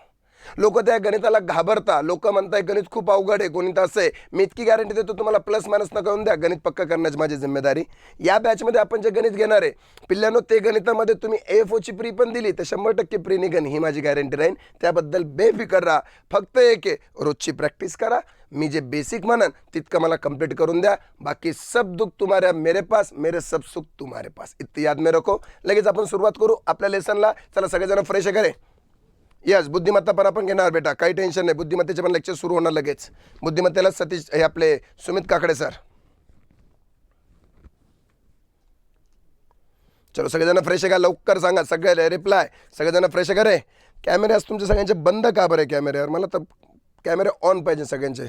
यस असे व्हिडिओ दिसून द्या असं मला. ॲग्रिकॉस कोणी ओळखीचं दिसतं का. कोणाच्या कॉलेजमध्ये मी येऊन गेलेलो आहे का सेमिनारला. खूप जणांच्या कॉलेजमध्ये पण येऊन गेलो असं सेमिनारला मी. चालेल असे दिसून द्या रे चेहरे. चलो वा. चला आता बघा आपण सुरुवात करू आपल्या एकदम बेसिकपासून. तुम्हाला सांगतो पिल्ल्यांनो, मला बेसिकमध्ये आजपासून सुरुवात करताना माझी फक्त एक छोटीशी रिक्वायरमेंट आहे. छोटीशी रिक्वायरमेंट अशी आहे की मला तुमच्याकडून 1 ते 30पर्यंत मला टेबल लर्न पाहिजे. टेबलला काय म्हणता रे, पाढे लर्नच पाहिजे. मग ते असं विचारू असं विचारू असं विचारू असं विचारू. मी जर म्हणलो 11 एका 11, 12 दुने 24, 13 39, 14 चौक 56, 15 5 56, किती रे भैया 75, 16 सक 96, 17 7 119, असं मला प्रत्येकाला पाहिजे. उलटं म्हणलं उलटं, उभं म्हणलं उभं, जसं म्हणलं तसं मला पाढा म्हणता यायला पाहिजे. असे पाढे आपल्याला लर्न करून घ्यायचे आहे. पाढ्याच्या नंतर मला तुमच्याकडून अपेक्षित आहे 1 ते 30 पर्यंत मला स्क्वेअर लर्न पाहिजे. काय लर्न पाहिजे? स्क्वेअर. स्क्वेअर म्हणजे काय? वर्ग. हे लर्न पाहिजे मला. त्यानंतर 1 ते 15 पर्यंत फक्त आणि फक्त मला काय लर्न पाहिजे? क्यूब्स. क्यूब्स म्हणजे काय रे भैया? घन. हे 3 मला फक्त पाठ करून तुम्ही द्यायचं, बाकी सगळं कंप्लीट करून घेण्याची जिम्मेदारी माझी. मी इतकी गॅरंटी देईन तुम्हाला, जसा माझा एखादा टॉपिक संपला, महाराष्ट्रातले कोणतेही पुस्तक घ्यायचे आणि ठेवायचे, सॉल्व करायचे. 100% सॉल्व करता जर नाही आले तर पैसे वापस घेऊन टाकायचे, ही माझी गॅरंटी. मी त्याच्यातलं काही कॉपी करणार नाही, परंतु इतकी गॅरंटी राहीन सगळ्याचे सगळे पुस्तकं तुम्हाला सॉल्व करता येईल. कोणताही असू, विदिन RS अग्रवाल पण असलं तरी काही गम नाही आहे. समजू लागलं? फक्त तुमची प्रॅक्टिस मला पाहिजे. Practice make man perfect. आत्ताच सांगतो, मी तुमचा सर आहे, परंतु एक मित्रासारखं बिलकुल बिहेवियर एकदम हे ठेवायचं, हेल्थी. काही अडचण आली, नाही समजलं, बिंदास विचारा. एकदा नाही 10 वेळेस समजून सांगेल, पण पोटामध्ये ठेवून नका जाऊ. समजलं का नाही समजलं, उगाच पोट फुगतं, मग चांगलं दिसत नाही माणूस. समजूला सर्वांना? डन. तर आपण लगेच सुरुवात करू. चलेगा भाई? चलो. आपली बेसिक रिक्वायरमेंट. आता बघा, आपण फर्स्ट टॉपिकला सुरुवात केली होती, त्याचं नाव होतं स्क्वेअर आणि वर्ग आणि वर्गमूळ. याला इंग्रजीमध्ये काय म्हणता? याला म्हणता स्क्वेअर. इंग्रजीमध्ये काय म्हणता? स्क्वेअर. आणि याला म्हणता स्क्वेअर रूट. याला काय म्हणता? Square root. आपण दोन्ही लँग्वेजमध्ये घेणार, इंग्लिश प्लस मराठी. आता लक्षात ठेवा, वर्गाला म्हणता स्क्वेअर आणि वर्गमूळला म्हणता स्क्वेअर रूट, असं आपण म्हणता. चलो. आता बघा, एका संख्येला त्याच संख्येने गुणणे म्हणजे वर्ग होय. स्क्वेअर डेफिनेशन काय राहते स्क्वेअरची?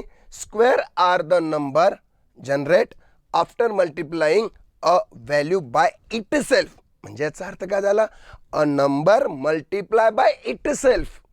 ज्या संख्येने त्याच संख्येला गुणाकार करणे म्हणजे वर्ग होय. याचा अर्थ असा झाला. बरोबर? डन.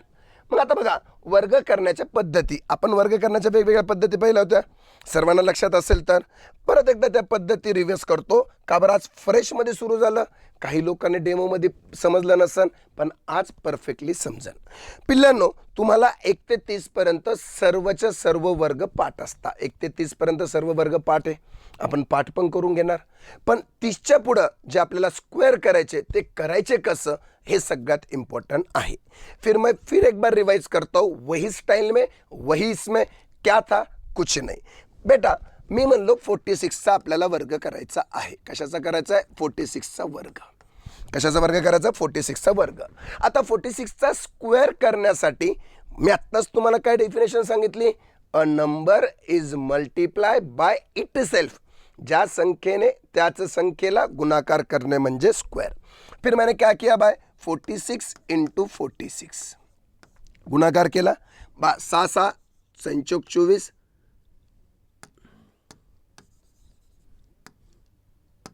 6 6 36, संचोक 24, 25 26 27, 4 सख 24, 4 चौक 16, 17 18 19, 6 7 4 11, 9 10 12, उत्तर आलं 22 16. उत्तर किती आलं? 22 16.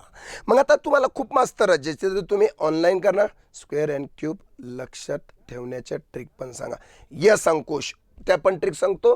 उद्या फक्त तुम्ही हे बघा, आजचं लेक्चर होऊन द्या, मी जाता जाता 10 मिनटं तुम्हाला काही सांगेल, ते लक्षात ठेवा. उद्या त्या ट्रिक पण सांगतो, कसं लक्षात ठेवायचं, काय करायचं. आता पिल्लांना लक्षात द्या. आता गोष्ट काय, आता हे असं झालं स्क्वेअर. आता तुम्ही कोणाकडे क्लास केला तर तुम्हाला काय सांगतील? पिल्लांनो, तुम्ही MPSC देते, तुम्ही स्पर्धा परीक्षा देते, असे स्क्वेअर जर तुम्ही शिकला तर का स्पर्धा परीक्षा पास होणार आहे का? नाही ना. मग तुम्ही शॉर्टकटमध्ये शिका. मग तुम्हाला शॉर्टकट शिकवला जाईल. काय शॉर्टकट रे भैया? 46. 6चा स्क्वेअर करा. 6चा स्क्वेअर किती? 36. 4चा स्क्वेअर करा किती? 16. दोघांचं मल्टिप्लिकेशन करा. 6 × 4 संचोक 24. याची दुप्पट करा. दुप्पट केलं 2 ने गुणाकार, 24 2 48. लिहिलं सर? यस बेटा, लिहिलं. लिहिल्यानंतर काय करायचं? मग ते काय म्हणतात, लिहिल्यानंतर काय करायचं? तर पिल्ल्यांनो, दिस इज अ स्टँडर्ड मेथड सांगतो तुम्हाला शॉर्टकटमध्ये. आणि काय करायचं? याचा पहिले घेतला 6, हातचा घेतला 3, कॅरी किती केला? 3, 48 and 3 51, कॅरी केला 5, आणि मला सांगा 16 आणि 5 किती झाले 21, म्हणजे माझा वर्ग आला 21. इथं 1 पाहिजे. 21 डन. मग आता तुम्ही असं बघता, अरे बाप काय मास्तर आहे, किती सोप्या पद्धतीने 6चा वर्ग 4चा वर्ग दोघांचा गुणाकार दुप्पट बेरीज कर, बाप रे बाप, एक नंबर. इथं आपलं मॅथ पक्क होणार, इथंच आपण काही ना काही करणार, लगेच असं केलं जातं. परंतु भाई उसने सीधे साधे रूप में तुम्हें क्या बना डाला, उल्लू बना दिया. उसे बहुत बड़ा मजा आया. क्यों? तुम्हें उल्लू बना दिया, उससे मजा आ गया. तुम बोलेंगे कैसी सर? भाई ये आसान आसान शब्दों को चलती है, बाकी को चलती क्या? नाही चलती. मग सर शिकायचं कसं? हे जर आसान आसान चालतं तर अवघडला कसं चालणार या कसं? बेटा आपण जी मेथड सांगू एकच मेथड सांगणार, पण अशी परफेक्ट सांगणार की त्या मेथडने 1 ते 1000 पर्यंत कोणत्याही संख्येचे स्क्वेअर करा, 100% करता येईल, ही माझी गॅरंटी. मग आपली मेथड काय? तर पिल्लांनो लक्षात ठेवा, 30 to 75 पर्यंत कोणत्या पण संख्येचे स्क्वेअर करायचे असेल तेव्हा माझा बेस, तेव्हा माझा पाया, म्हणजेच बेस किती राहणार रे भैया? माझा बेस राहणार 25. किती राहणार? 25. बाकी काहीच नाही. आता मी लिहिलं 46चा स्क्वेअर, सुरुवातीला काय लिहिलं? 25. लगेच लिहायचं 25 आणि प्रेम दाखवायचं. प्रेमामध्ये खूप मोठी ताकद असते बेटा. तुम्हाला सांगतो, लोकांसोबत प्रेम न करू, लोक धोका देता. बराबर? प्रेम करायचं नंबर सोबत करा, बायला कधी धोका देत नाही. बराबर? मी नंबर सोबत प्रेम करतो. बाई याला म्हणतो, अरे बेटा तू कोणाच्या आसपास आहे? तो म्हणशील 50, 100, 150च्या आसपास आहे. मग तू त्याच्यापैकी कोणाच्या आसपास आहे? सर मी 50च्या आसपास आहे. अरे पहिला तू 50 पेक्षा मोठा का छोटा? अरे बेटा 50 पेक्षा मोठा का छोटा? तो म्हणला छोटा. छोटा म्हणजे मायनस, मोठा म्हणजे प्लस. लेस दॅन आया तो मायनस, ग्रेटर आया प्लस. फिर कितने से छोटा है भाई? तर त्याने सांगितलं मैं 4 से छोटा है. बघा 4 ने छोटा. 25 मधून 4 गेले 21, आणि या 4चा वर्ग 16, असं माझं उत्तर आलं 21 16. बघा उत्तर आलं का नाही? असं असं असं काही लागलं? अरे तोंडी उत्तर आलं. जर तुम्हाला कोणी विचारलं तोंडी सांगू शकता ना, असं काही करायची गरज नहीं भाई. समझ में आ गया? यस, समझ में आ गया ऋतुजा? वेरी गुड, समझ में आ गया. यही मेथड मैंने डेमो में सिखाया था. हीच मेथड काय? 25. सर आणखी कोणती बाबा? याला आणखी आम्हाला नंबर सांगा. आणखी नंबर घेतले बेटा, नेट लक्षात दे. आणखी नंबर घेतले. चलो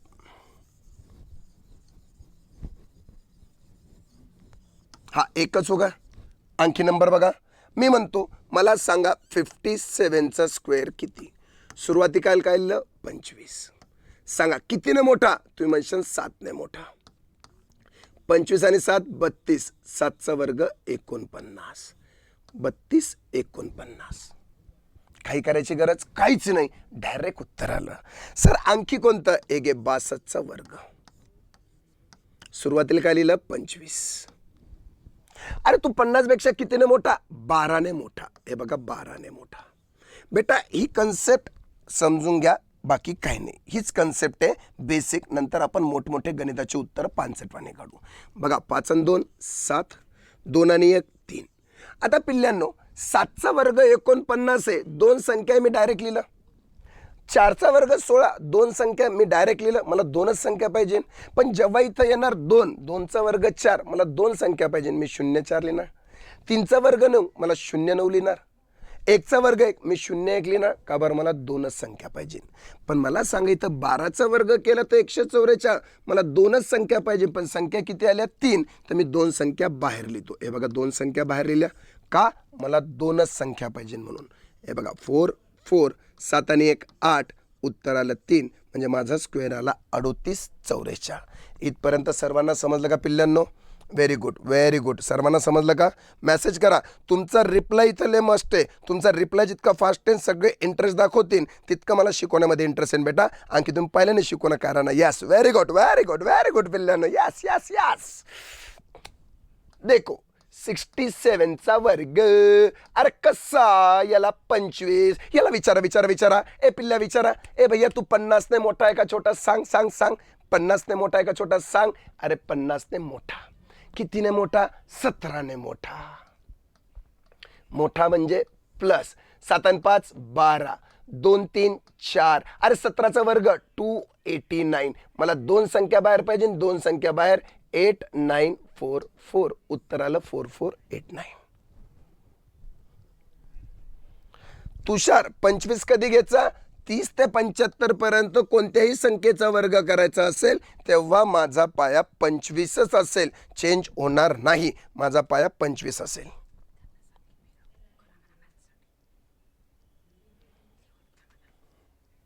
डन. समजला? Good. Yes yes yes yes, इथपर्यंत समजलं. चलो लगेच आता प्रॅक्टिस आपल्याला सुरू करायची. चलो लवकर मला हे सोडून दाखवा फास्टमध्ये. फास्ट उत्तरं सांगा, ट्राय करा. 30 ते 75 पर्यंत कोणत्याही संख्येचा वर्ग असेल, माझा पाया 25 असणार. लवकर ट्राय करा. 25 लवकर. 1 2 3 मला सोडून दाखवा फास्टमध्ये.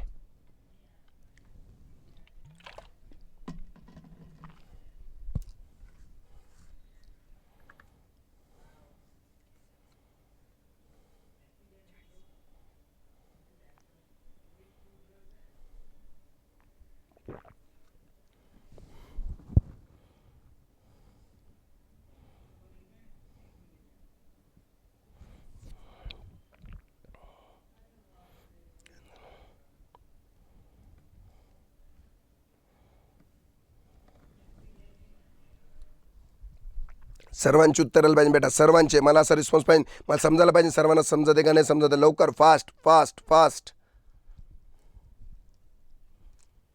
Very good very good very good very good. बघा 47चा वर्ग सुरुवातीला काय लिहायचं? 25. मला सांगा कितीने लहान? 3 ने लहान. कितीने लहान? 3 ने लहान. 25 मधून 3 गेले 22. अरे 3चा वर्ग 9 आला रे आला. अरे 39. किती? 25. अरे मला सांग, ए बेटा ए बेटा, ए बच्चा बच्चा बच्चा, तू 50 पेक्षा लहान का मोठा? लहान. कितीने लहान? 11 11 11. लहान म्हणजे minus.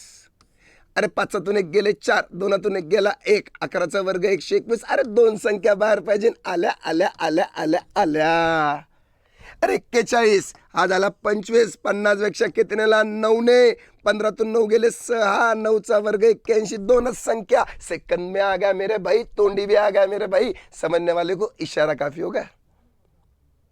Very good very good very good. कोणाला काय अडचण? कोणाला काय अडचण? लवकर सांगा लवकर सांगा लवकर सांगा. अडचण अडचण अडचण. सौरभ कोई शक आहे भाई? चला पुढचे करून दाखवा फास्ट. 54 59 आणि 62.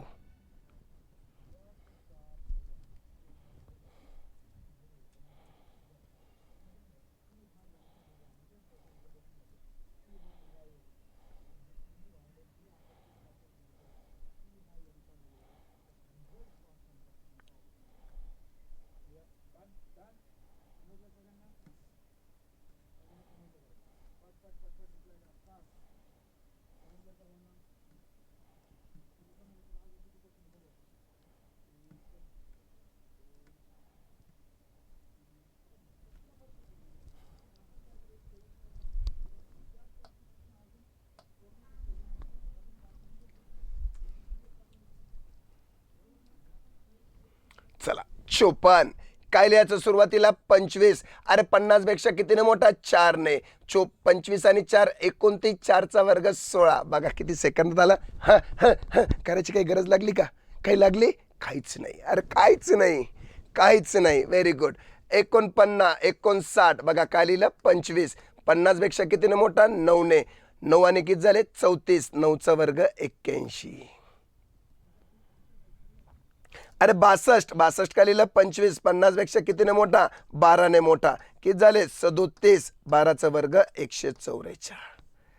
38 44.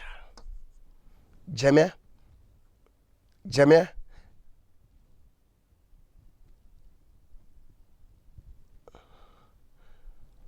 नयूम 41 44 बेटा. 38 44 उत्तर पाहिजे रे. 38 44. Very good very good. जम्या सबको भाई. चलो लवकर फास्ट मध्ये सॉल्व करा फास्ट.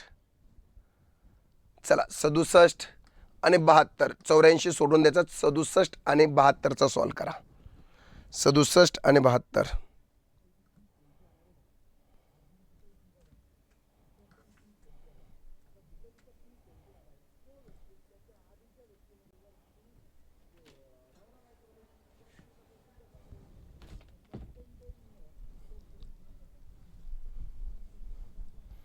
चला 67 बघा काय लिहायचं 25 50 पेक्षा कितीने मोठा 17 ने मोठा 7 आणि 5 12 किती 42 17चा वर्ग 289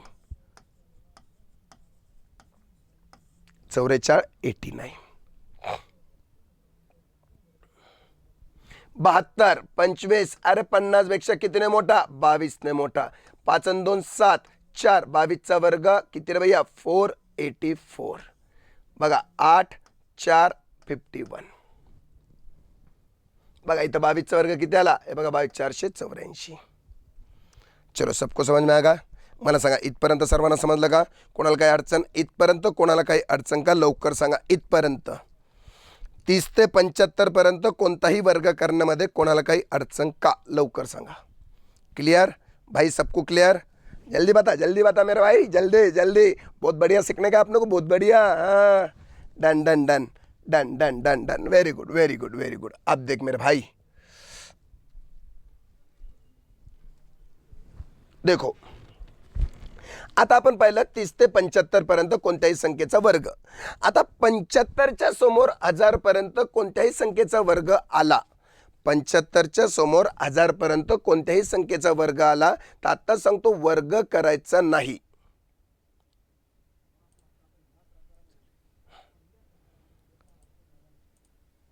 75 पर्यंत 75च्या समोर 1000 पर्यंत कोणत्याही संख्येचा वर्ग आला तर आता सांगतो बेटा बेस पकडायचा नाही जी संख्या तोच माझा बेस राहणार बेस चेंज होणार नाही निघालो 30 ते 75 पर्यंत 25 आणि 75च्या समोर 1000 पर्यंत कोणत्याही संख्येचा वर्ग आला तर कृपया बेटा काय करायचं नाही रे भैया कोणताच बेस पकडायचा नाही जी संख्या तोच माझा बेस बेस बदलणार नाही डन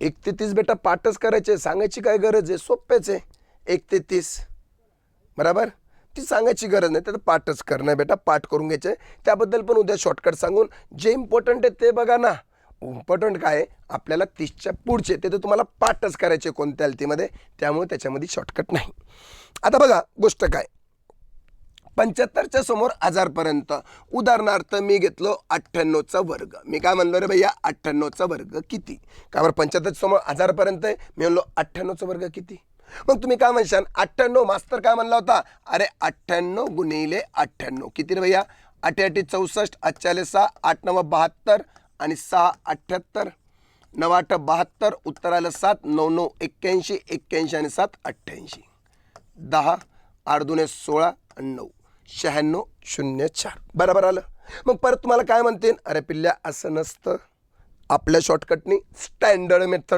स्टँडर्ड मेथड कोणती रे भैया 98 8चा स्क्वेअर 64 9चा स्क्वेअर 81 दोघांचं मल्टिप्लिकेशन 8 9 72 याची दुप्पट केली तर 144 असं आलं 64ला 4 कॅरी झाला 6 144 आणि 6 150 कॅरी झालं 15 5 आणि 1 6 आणि 8 आणि 1 9 उत्तर आलं तुम्हाला वाटतं अरे बाप इतका मोठा गुणाकार मास्तर किती सोप्याने सांगू लागला अरे फिर वही बात आ गई भाई फिर उल्लू बनाने की बात आ जाती तुम बोलेंगे कैसे सर अरे भाई अपनी मेथड देख फिर सोच क्या करने का क्या नहीं आप देख ये तो होगा आप देख 98चा वर्ग कशाचा वर्ग 98चा वर्ग मुझे बता क्या लिखने का 98 क्या लिखने का 98 क्यों 75 समोर कोणत्याही संख्येचा वर्ग केला बेस बदलणार नाही 98चा 98 क्या बोलने का भाई तू किसके आसपास आहे तू कोणाच्या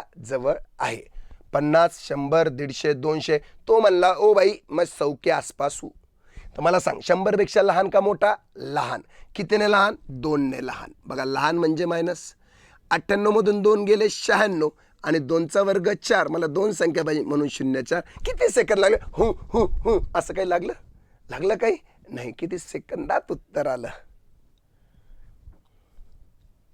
यस यस यस यस समझ में आ गया मेरे भाई क्या सिस्टम चल रही समझ में आ गया हाँ वेरी गुड चला कोणती संख्या घ्या मी म्हणलो 112चा वर्ग किती 112चा वर्ग म्हणजे काय 112 100 पेक्षा कितीने मोठा 12 ने मोठा 2 आणि 2 4 इथं झाले किती रे भैया 2 12चा वर्ग 124 बघा सॉरी 144 बघा 4 4 5 2 1 हे माझं उत्तर. साध्या सोप्या मेथडने सर्वांना समजलं. चलो, आता इथपर्यंत आपण यूट्यूबच्या डेमोमध्ये सुद्धा बघितलं होतं. यापुढं मी एक स्टेप पण शिकवली होती. ती स्टेप एकदा परत रिपीट करतो आणि आपण आपल्या मुद्द्याने पुढं सुरुवात करू. स्टेप कशी होती नीट लक्षात द्या पिल्लांनो. बघा आता नीट लक्षात द्या. मी काय म्हणतो, 100, 150, 200 हेच इम्पॉर्टंट आहे, बाकी काय नाही. 250,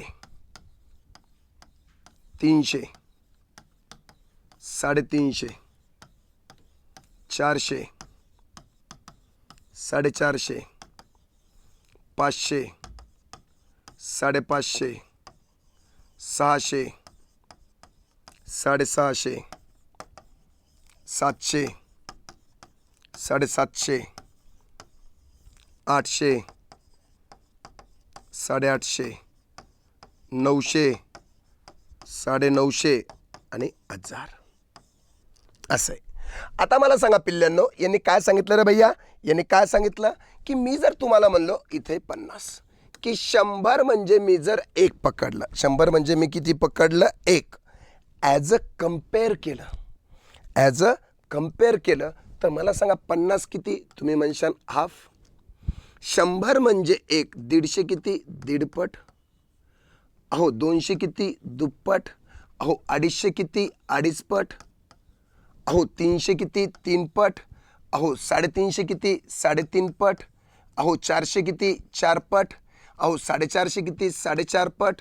अहो 500 किती? 5 पट. अहो 550 किती? 5.5 पट.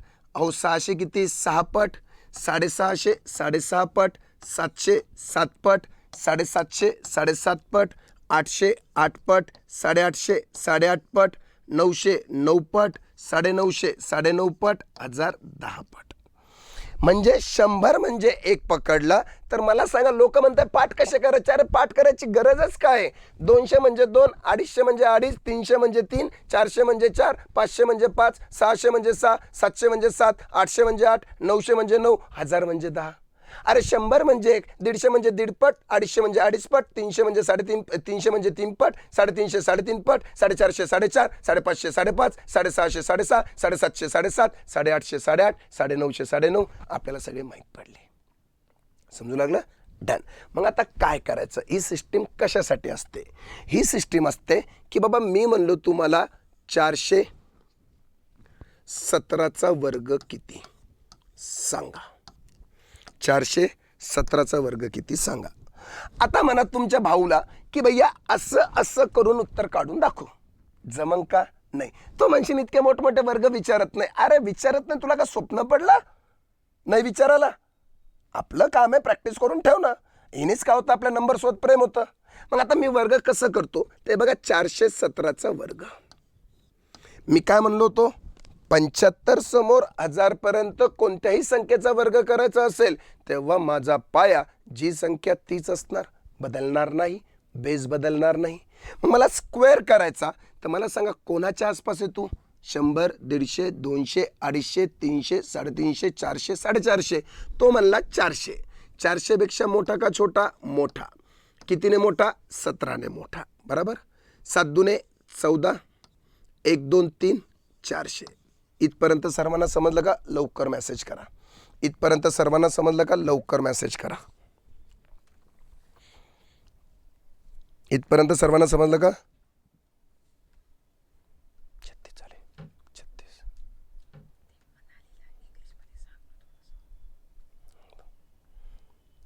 समजलं? Very good. अब भाई इतना समझ में आ गया तो मला सांगा मी काय पकडलं रे दादा? नाही तो फिर देखो मैंने क्या पकड़ा? 400 बेस पकडलं. 400 400 म्हणल्यावर काय येणार इथं? 4. 400 म्हणल्यावर 4. 300 असतं 3, 200 असतं 2, 800 असतं 8, 900 असतं 9. 400 म्हणजे 4. 4ने गुणाकार केला 4 चोक 16, 4 त्रिक 12 आणि 1 13, 4 चोक 16 आणि 1 17 आणि 17चा वर्ग 289. 2 नंबर बाहर चाहिए, बाहर आ गए. मुझे बता 8 9 8 3 7 1 ये आपका बघा ये आपका स्क्वायर, सबको समझ में आ गया? बघा मोबाईल चेक करून पहा, आपल्याकडे मोबाईल आहे, लवकर चेक करून पहा, आपल्या मोबाइल में यही नंबर आएगा, नंबर चेंज होगा नहीं। कितने आसान भाषे में आ गया मेरे भाई, कितने सिंपल वेने स्क्वेअर आला आपला। तुम्हीच बघा सिंपल वेने स्क्वेअर 417 + 17 केलं, माझं उत्तर आलं रे बुवा। सब परत एकदा, यस परत दोनदा सांगतो, एकदा कुठं दोनदा, फिर देख मेरे भाई, फिर देख 417चा स्क्वेअर, 417 कोणत्या नंबरच्या आसपास है? 470 का स्क्वायर निकालना है। 470 किस नंबर के आसपास है? आप बोलोगे 400, 400 400 से बड़ा या छोटा? बड़ा। कितने से बड़ा? 17 से बड़ा, 17 ने मोठा, मोठा म्हणजे प्लस, छोटा म्हणजे मायनस। प्लस 17 केलं, बेरीज केली 400च होती। बेस 400 पकडला म्हणून 4 ने गुणाकार केला, 4 चौक 16, 4 त्रिक 12 आणि 1 13, 4 चौक 16 आणि 1 17, 17चा वर्ग 289, बेरीज केली 17 38 89। सर्वांना समजलं? सर्वांना समजलं? Yes yes yes. चलो नेक्स्ट देखो भाई, अब तुम बोलेंगे सर मधलचे कसे, मधलचे कसे? आता राज का म्हणतो, राज भैया म्हणतो 357चं उत्तर सांगा। 357। अब बहुत ध्यान से देखो भाई, सबने देखो 357 का स्क्वायर कैसे निकालने का। 357 सबसे पहले नंबर लिखने का 357 लिख दिए। चल भाई पूछ, ए मेरे भाई 357 तू किसके आसपास है? 200, 250, 300, 350। आप बोलोगे 350। अगर तुमने सांगितलं की हा 300च्या आसपास आहे, तर 300 पेक्षा कितीने मोठा? 57 ने। 57चा स्क्वेअर येतो? नाही। सर 400 पेक्षा लहान आहे, कितीने लहान? 43 ने। 43चा वर्ग येतो? नाही। मग गरीबी कुठं?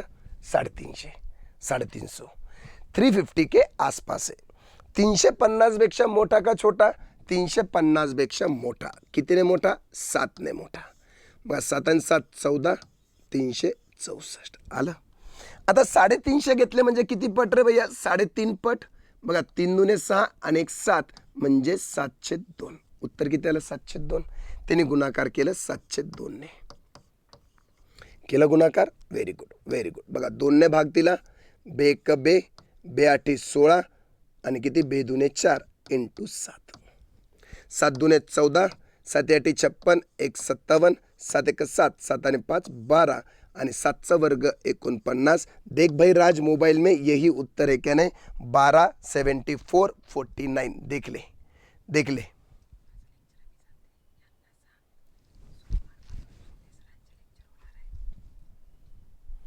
समझला? 12 74 49। Very good very good very good पिल्लांनो, व्हेरी गुड। चलो चलो चलो क्लिअर? राज क्लिअर? चला आणखी मला 1000 पर्यंत कोणतीही संख्या विचारा, कोणतीही संख्या विचारा बरं। चला विचारा लवकर लवकर, कोणतीही संख्या विचारा। 1 ते 974। अब मेरे भाई देखा 974, 974 शांतीने पहा, फक्त गडबड करू नका। 974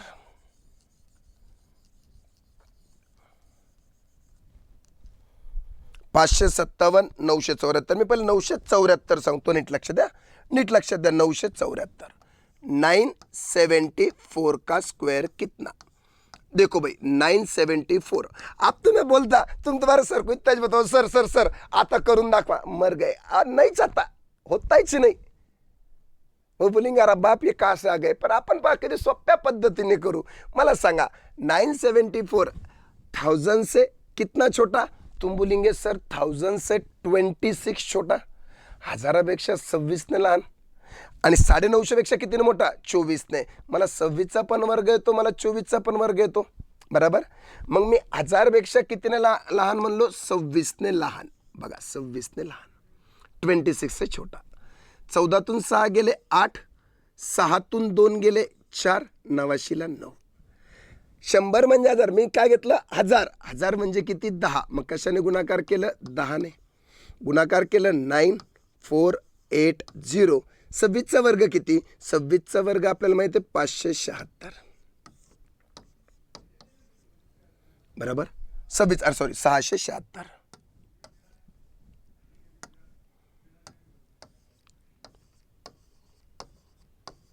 देख लो मोबाइल में। किसने पूछा था मुझे? देख लो मोबाइल में। भाई किसने पूछा था? प्रमोद, देख ले मोबाइल में, यही आंसर है क्या? नहीं, देख ले, जल्दी जल्दी देख ले, देख ले भाई. मैं तो झूठ बात बोलता आहे. तुम्हाला माहिती आहे आपलं हृदय काय रे भैया? तुम्हाला आत्ता सांगतो, माझं हृदय शुद्ध शिल्पॅक बिस्लेर सारखं हृदय भैया. 1% घाणेरडेपणा नाही आहे. त्यामुळे आपल्याकडून खोटं निघतच नाही. जम्या जम्या जम्या जम्या जम्या, बता बता बता जम्या. ये देख ये देख ये देख ये देख ये देख, फिर फिर फिर फिर फिर फिर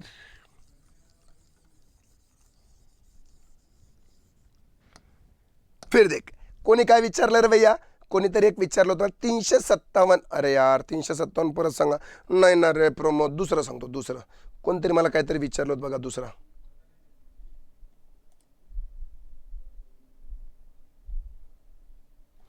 557. आता बघा 557चा वर्ग 557 स्क्वायर. आता बघा 557. मुझे बता मेरे भाई, ये किसके आसपास है? तुम बोलोगे 550. 550 से कितना बड़ा? 7 से बड़ा. देखो 7 दूने 14, 64, 50 झाली.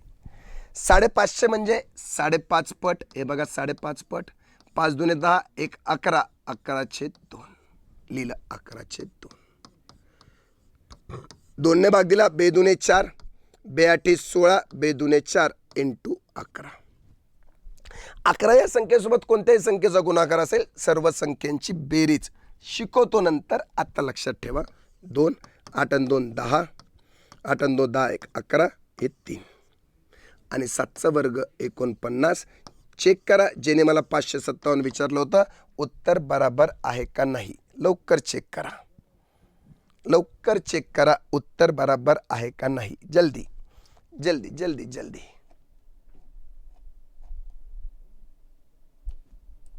बोल भाई. Yes right. समझ में आ गया सबको? मतलब ये मेथड सबको समझ में आ गई.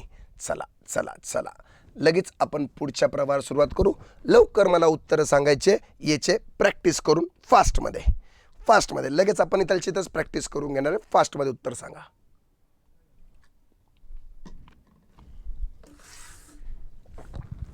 फास्टमध्ये उत्तर सांगायचे.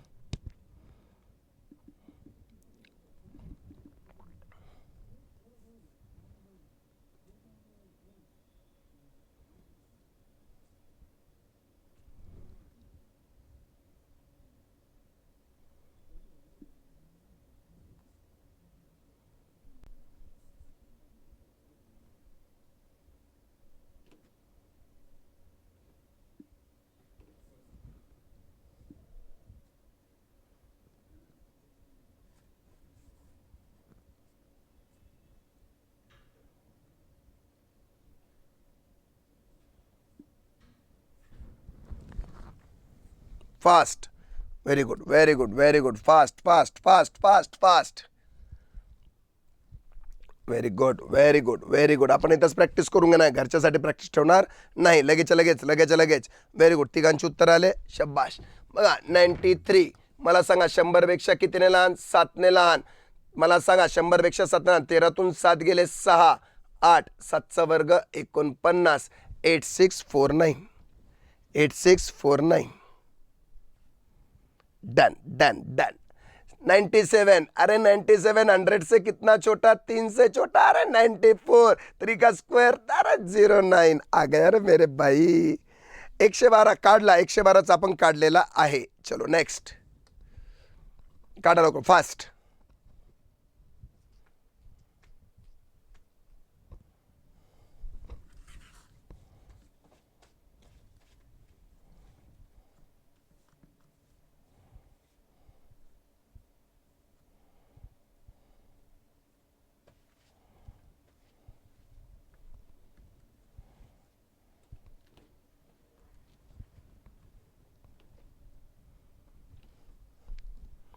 फास्ट.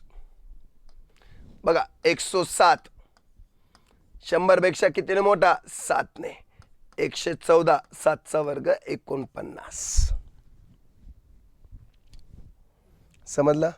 149. 149 किती रे भैया? 149 कशापेक्षा? 150पेक्षा कितीने लहान? 1ने लहान. 1ने लहान म्हणला 148. अरे 150 म्हणजे काय? दीडपट. दीडपट म्हणजे किती? 1 1/2. बे एक बे आणि एक 3, 3/2. 2 से डिवाइड करे, बे 7 14, बे चौक 8 इंटू 3. बघा 3 चौक 12, 7 त्रिक 21 आणि 22, 1चा वर्ग 0 1. जम गया. 143. अरे 143 मुझे बता कितने से छोटा, 7 से छोटा. 13तून 7 गेले 6, 13तून 7 गेले 6, 3 1. अरे दीडपट म्हणजे किती, 3/2. 2 ने भाग दिला, बे सकून 12, बे 8 16 इंटू 3. 3 8 24, 3 सक 18, 19 20 आणि 7चा वर्ग 49. तुमचं उत्तर आलं 20,449.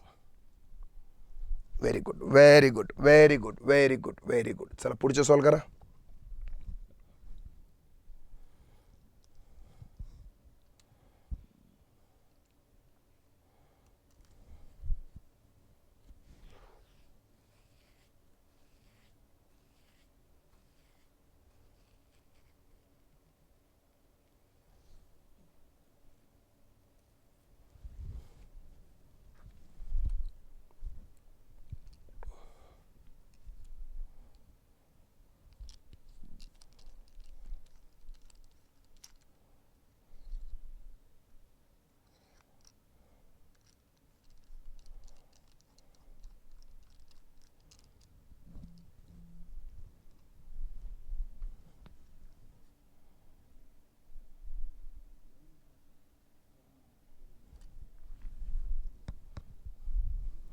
चल 159. देख 159 प्लस 9, 9 दुने 18, एक इतने 6 1. ये बोलतो किती, 3/2. का बरं, दीडपट. दीडपट म्हणजे इतके. 2 ने भाग दिला, बे 8 16, बे चौक 8 इंटू 3. 3 चौक 12, 8 त्रिक 24 आणि 25 आणि 9चा वर्ग 81. 25281. 25281. Very good, very good. 162. बघा 162 150पेक्षा कितीने मोठा, 12ने मोठा. 4 7 1. दीडपट म्हणजे किती, 3/2. 2 ने भाग दिला, बे 8 16, बे 7 14 इंटू 3. 3 7 21, अच्छा 2. 8 त्रिक 24, 25 26, 12चा वर्ग 144. 26244. देखो कितने आसानी से निकल रहा. ना गुणाकार करायची गरज, ना बेरीज करायची गरज, ना काही नाही, डायरेक्ट उत्तर येते. समझ में आ रहा है, समझ में आ रहा है. Done done. ए देख भाई 179. 200 पेक्षा 21 ने लहान. बघा 21 ने लहान. 9तून 1 गेला 8, 7तून 2 गेले 5 1. 200 घेतले म्हणून 2 ने गुणाकार. बे 8 16, 15 दुने 30 आणि 31, 21चा वर्ग 441. बघा 32041. समझ में आ रहा, समझ में आ रहा.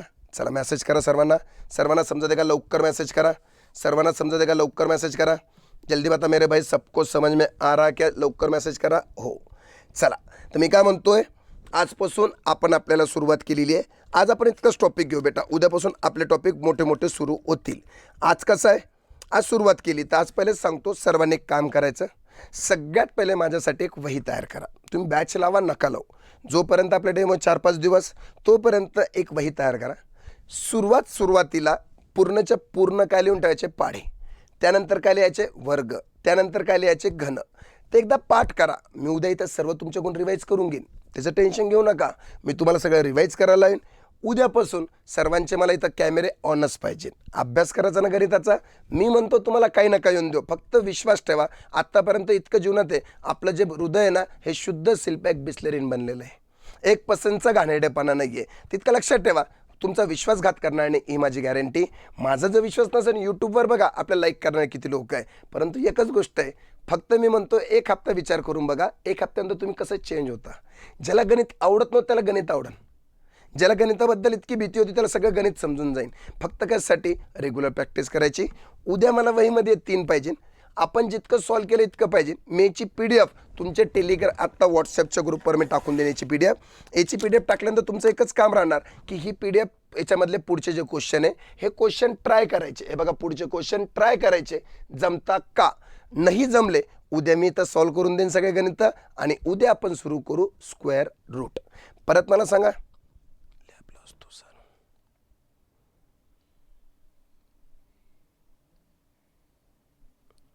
लॅबला असता म्हणजे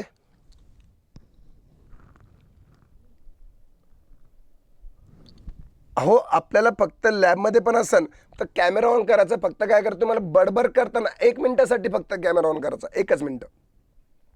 जेव्हा मी पाठांतर करेन तेव्हा तुम्ही फक्त असं मला आहे ना दिसायला लिप तुमच्या हलत आहे, मनामध्ये तुम्ही बोलत आहे 12 हे तुम्ही बोलत आहे, हे मला प्रॅक्टिस करायची. समजून आलं सर्वांना. आणि बेटा तुम्ही प्रॅक्टिस केली ना तर तुम्हाला सांगतो तुमचं भलं होणार आहे. मी तुमच्या भरोश्यावर सोडू शकत नाही का, आत्तापर्यंत माझ्याकडे जो स्टुडंट आला ना तो आत्तापर्यंत गुड प्रोडक्ट बनवूनच गेलेला आहे.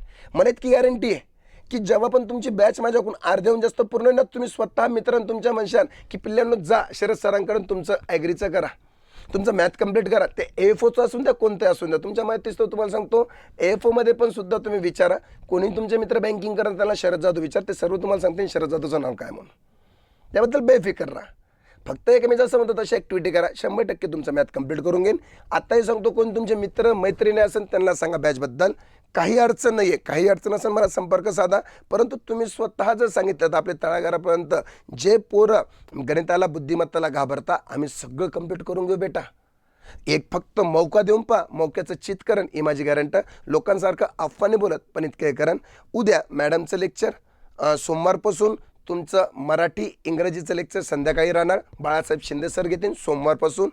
माझं रेग्युलर लेक्चर आहे, मॅडमचं पण रेग्युलर आहे. आपण 4 लेक्चर रोजचे रोज कंटिन्यू करत राहू. चालेल सर्वांना. आणखी पण सांगतो कोणाला काही अडचण असेल लगेच मला सांगा, मी मेसेज सर्वांचे बघत आहे. लेक्चर कसं वाटलं, काही अडचण शिकवण्यामध्ये काही प्रॉब्लेम तो नसणारच आहे, परंतु तरी कोणाला फास्टमध्ये झालं काही अडचण आली सांगू शकता. आमच्याकडून काही आणखी अपेक्षा, आम्ही तर PDF पण देणार आहे, टेस्ट कंडक्ट करणार, सर्व करणार, पण काही अपेक्षा. तुषार बुक कधी यूज करायचं माहिती आहे का, तू कोणतंही कर, तुला जे वाटलं ते कर, पण माझा जो टॉपिक संपला त्याच्यानंतर, माझा टॉपिक संपला मग कोणतंही बुक सॉल्व कर. मग तू स्वतः बघ तुला सॉल्व करता येतं का नाही येत.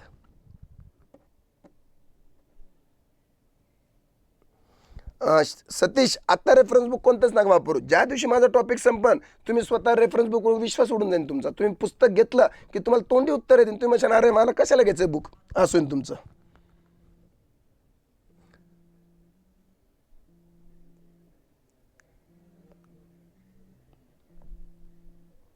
टायमिंग मृणाल तुम्ही जसं टायमिंग म्हणणार त्या टायमिंग असेल, असं आमच्या याच्यावर टायमिंग नसेल, तुम्ही जो टाईम म्हणा त्या टायमिंगवर असेल. म्हणजे तुमचे कॉलेजचे टाईम बघूनच आपण टाईम डिसाईड करणार, त्याचं काय टेन्शन घेऊ नका. संध्याकाळी 5 ते 7 तुमचं मराठी इंग्रजी राहणार. का मराठी इंग्रजीला जास्त वेळ लागतो, तुमच्यासाठी नवीन राहतं मराठी इंग्रजी, आणि सगळ्यात जास्त वेटेज त्याला आहे. सगळ्यात जास्त आपण ते पहिले कंप्लीट करून घेणार मराठी इंग्रजी. गणित बुद्धिमत्ता रेग्युलरमध्येच राहणार, ते पण तुमचं राहणार, आणि ॲग्री आपण करू. चालेल, चलो ओके, चलो thank you very much. Rajpal Yadav बना डाला भाई मेरे को, अच्छे खासे तुम विलन को हीरो बना हे कर दिए तुमने. चल चांगलं आहे, पण त्यांनी पोरं खुश होता. मी इतकंच सांगतो, जे पोरं गणिताला घाबरता, जे पोरं गणितासोबत इतकं न्यूनगंड पाहून ठेवलं गणित अवघड आहे, इकडच्या तुमच्या MPSC वाल्याने काय म्हणलं, अरे तुला गणित येत नाही म्हणून तू MPSC करून तू बँकिंग केलं असतं. तुमच्या मनामध्ये गणिताची भीती, गणित बुद्धिमत्ता भीती करून टाकली, ती भीती दूर होणार आहे. हसत खेळत गणित शिकवतो, तेही अशा शॉर्टकटाने इतक्या मित्रांनी तुम्हाला वाटणार नाही इतकं अवघड होतं ना. ते सिरियसवाने गिरे कर रे अनोत्तर काय करायचं. हसत खेळत गणित इतक्या प्रेमाने तुम्हाला असं सोपं वाटत नाही, म्हणजे गणितासारखं सोपं काही नाही आहे, इतकं सोपं करून देईन. त्याबद्दल बेफिकर राहा. चालेल सर्वांना. येस बेटा, काय करा सचिन, तुम्ही टायमिंग ग्रुपवर टाका, आपण ग्रुपवर त्याच्याबद्दल विचार करू. आणि कृपया सर्वांना जोडून विनंती, ॲग्रीच्या पोरं पण म्हणतो स्टेटस ठेवा, आपल्या मित्रांना पण सांगा बघा म्हणून, एकदा ट्राय करून बघा आणि मग विचार करा, प्लीज सांगा. चालेल सर्वांना. चलो thank you very much, love you guys, love you बेटा. भेटू आपण उद्या. चालेल सर्वांना, चलो बाय बाय बेटा.